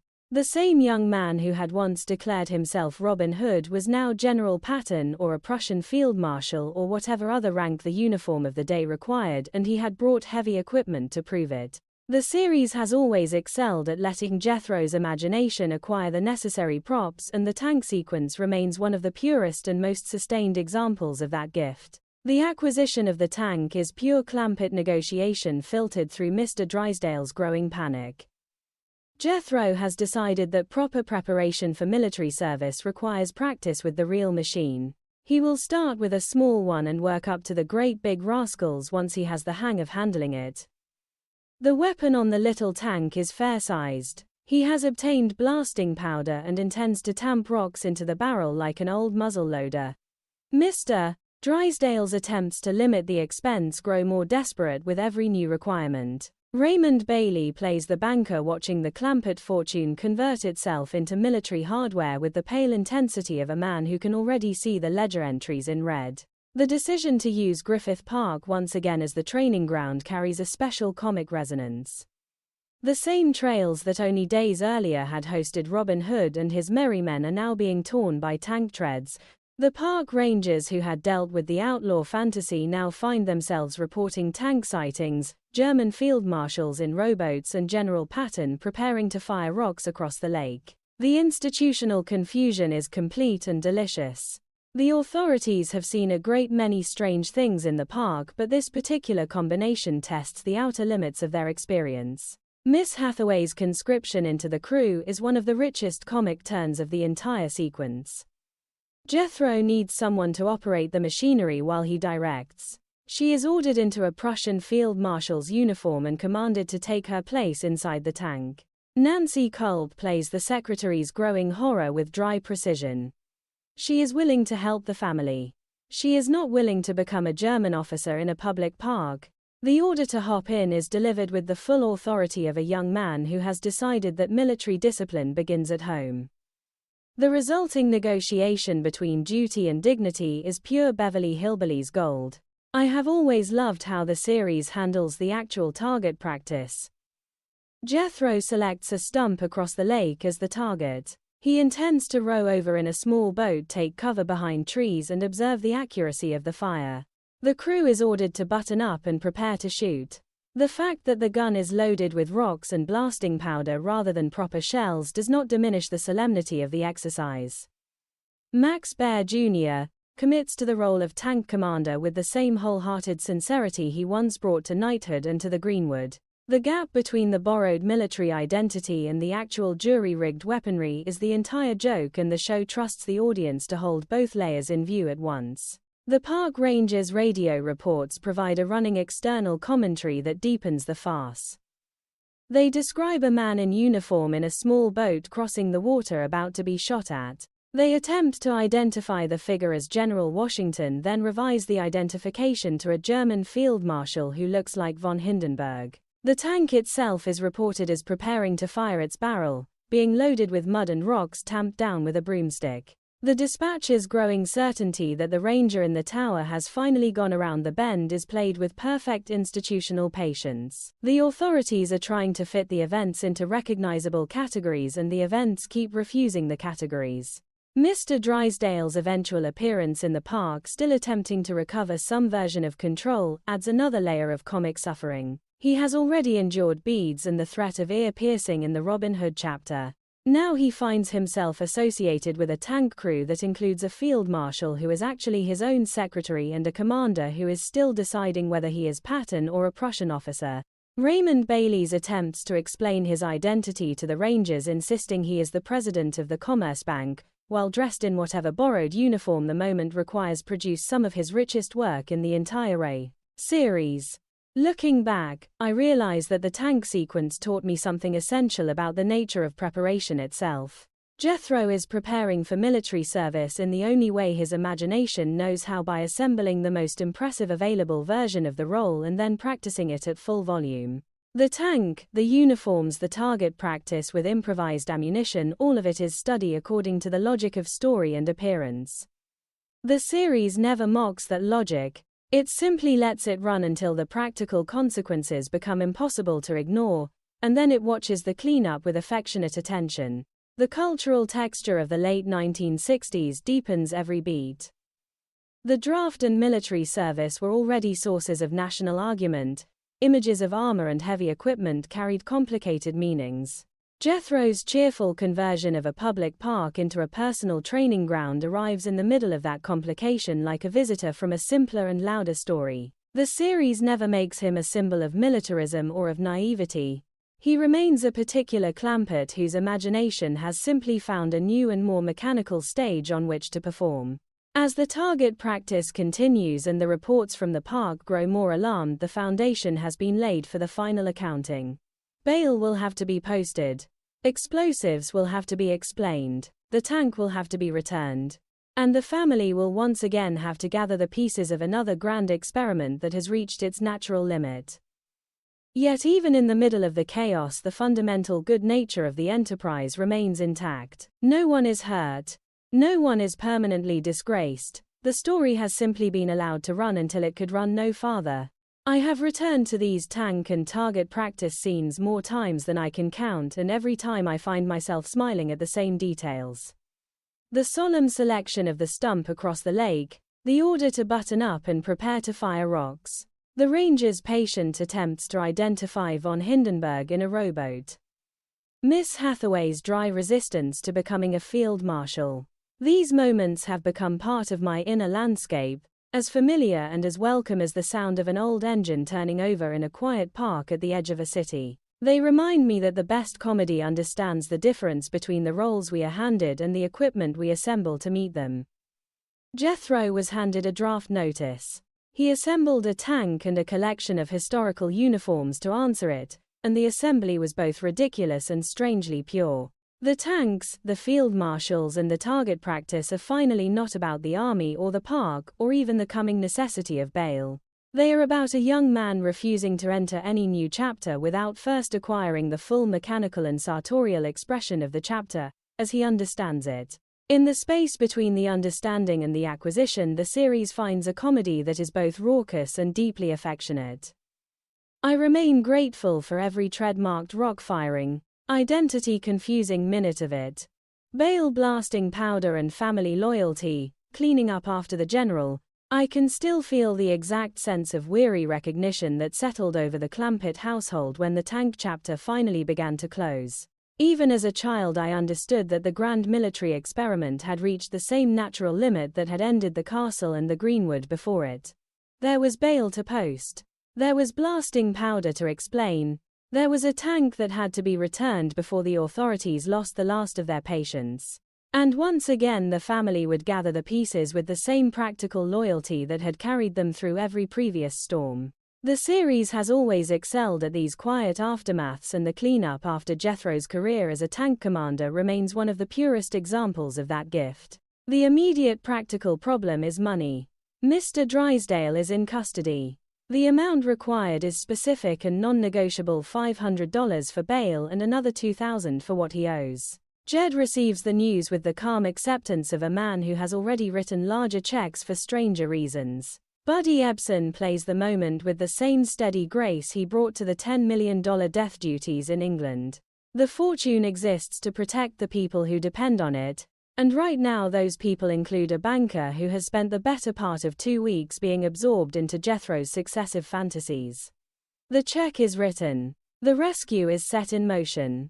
Jethro's own accounting of the adventure is pure self-evaluation according to the logic he has always followed. The crew deserted him. The practice did not go as planned. He is ready to turn the tank in and get the truck back. Max Baer, Jr. delivers the report without self-pity, and without any apparent understanding of how thoroughly the episode has disrupted the ordinary workings of Griffith Park and the local authorities. He had a theory about preparation. He tested the theory with the best available equipment. The test has ended and he is ready for whatever comes next. The simplicity of the transition remains one of the character's great comic strengths. Miss Hathaway's emergence from the field marshal uniform carries its own quiet dignity. She has been ordered into costume, ordered into the tank, and ordered to participate in target practice with improvised ammunition. She has survived the experience with her essential character intact. Nancy Culp plays the return to civilian clothes and civilian authority with the dry precision that always made the secretary the necessary counterweight to every Clampett excess. She does not lecture. She simply resumes her post and begins the work of restoring what order can be restored. I have always loved how the series handles the lingering presence of the blasting powder and the rocks. The authorities are still trying to fit the events into recognizable categories. Reports of a tank loading mud and stones into its barrel and tamping them with a broomstick have already circulated through official channels. The explanation that the commander was practicing with the materials at hand does not fully satisfy institutional requirements, yet it is the only explanation the family has to offer. The gap between the official need for proper procedure and the Clampett preference for practical improvisation remains as wide as ever, and the show lets the gap stand without forcing a false resolution. Granny's parallel concerns keep the aftermath rooted in ordinary domestic reality. She is still focused on the fall festival at Silver Dollar City. The military adventure has threatened the travel schedule. The men streaming out of the hollows will not wait for the last of the Griffith Park paperwork to be completed. Irene Ryan plays the determination to keep the family's larger rhythms intact with the same energy she once brought to whitewashing an English castle. The tank may have torn up a few trails, but the festival will proceed on time if she has any say in the matter. Looking back, I realize that the cleanup sequence taught me something essential about the nature of family loyalty itself. The Clampetts do not abandon Jethro to the consequences of his imagination. They do not demand that he apologize for the tank, or the uniforms, or the disruption of the park. They simply appear with the necessary check, the necessary transportation, and the necessary patience to gather the pieces and move forward. The loyalty is not conditional on the success of the experiment, it is conditional only on the fact that he is theirs. Jed's quiet management of the final details remains the moral center of the aftermath. He arranges the bail. He listens to the reports from the rangers. He makes certain that Miss Hathaway is restored to her ordinary role and that Mr. Drysdale is restored to whatever dignity the experience has left him. Buddy Ebsen plays the coordination with the same unassuming authority he brought to every previous crisis. Nothing is allowed to remain broken that the family has the power to mend. The cultural texture of the late 1960s deepens the quiet grace of the cleanup. Institutions were under pressure. Authority was being questioned. The image of a mountain family calmly writing checks to extract their banker and their nephew from the consequences of a private military exercise carried a special charge of the unexpected. Yet the series never turns the moment into a statement about systems or rebellions. It remains a story about people who take care of their own, even when their own have spent the week converting a public park into a personal proving ground. As the tank is returned and the last of the official conversations are concluded, the foundation has been laid for the final movement of the larger arc. The family will turn its attention toward the hills and the festival. Jethro will carry the residual glow of his successive identities Night Outlaw General into whatever comes next, and the audience will be left with the lasting impression of a household that can absorb almost any amount of imaginative chaos without losing its essential center. I have returned to these bail and cleanup scenes more times than I can count, and every time I find myself smiling at the same details. The precise accounting of the 500 and the 2,000, the calm writing of the check, the matter-of-fact report that the crew deserted, the quiet restoration of Miss Hathaway to her ordinary clothes and ordinary authority. These moments have become part of my inner landscape, as familiar and as welcome as the sound of an old screen door closing after the last guest has been seen safely home. They remind me that the best comedy understands the difference between the adventures we allow and the loyalty that remains when the adventures end. Jethro was allowed the tank and the uniforms and the target practice. When the allowance reached its natural limit, the loyalty was still there, practical and complete, and ready to write the next check. The bail, the blasting powder, and the family loyalty are finally not about money or explosives, or even the recovery of a wayward banker. They are about a household that has never required its members to be sensible in order to remain loved. In the space between the chaos and the care, the series finds a comedy that is both raucous and deeply affectionate. I remain grateful for every practical check-writing piece, gathering minute of it,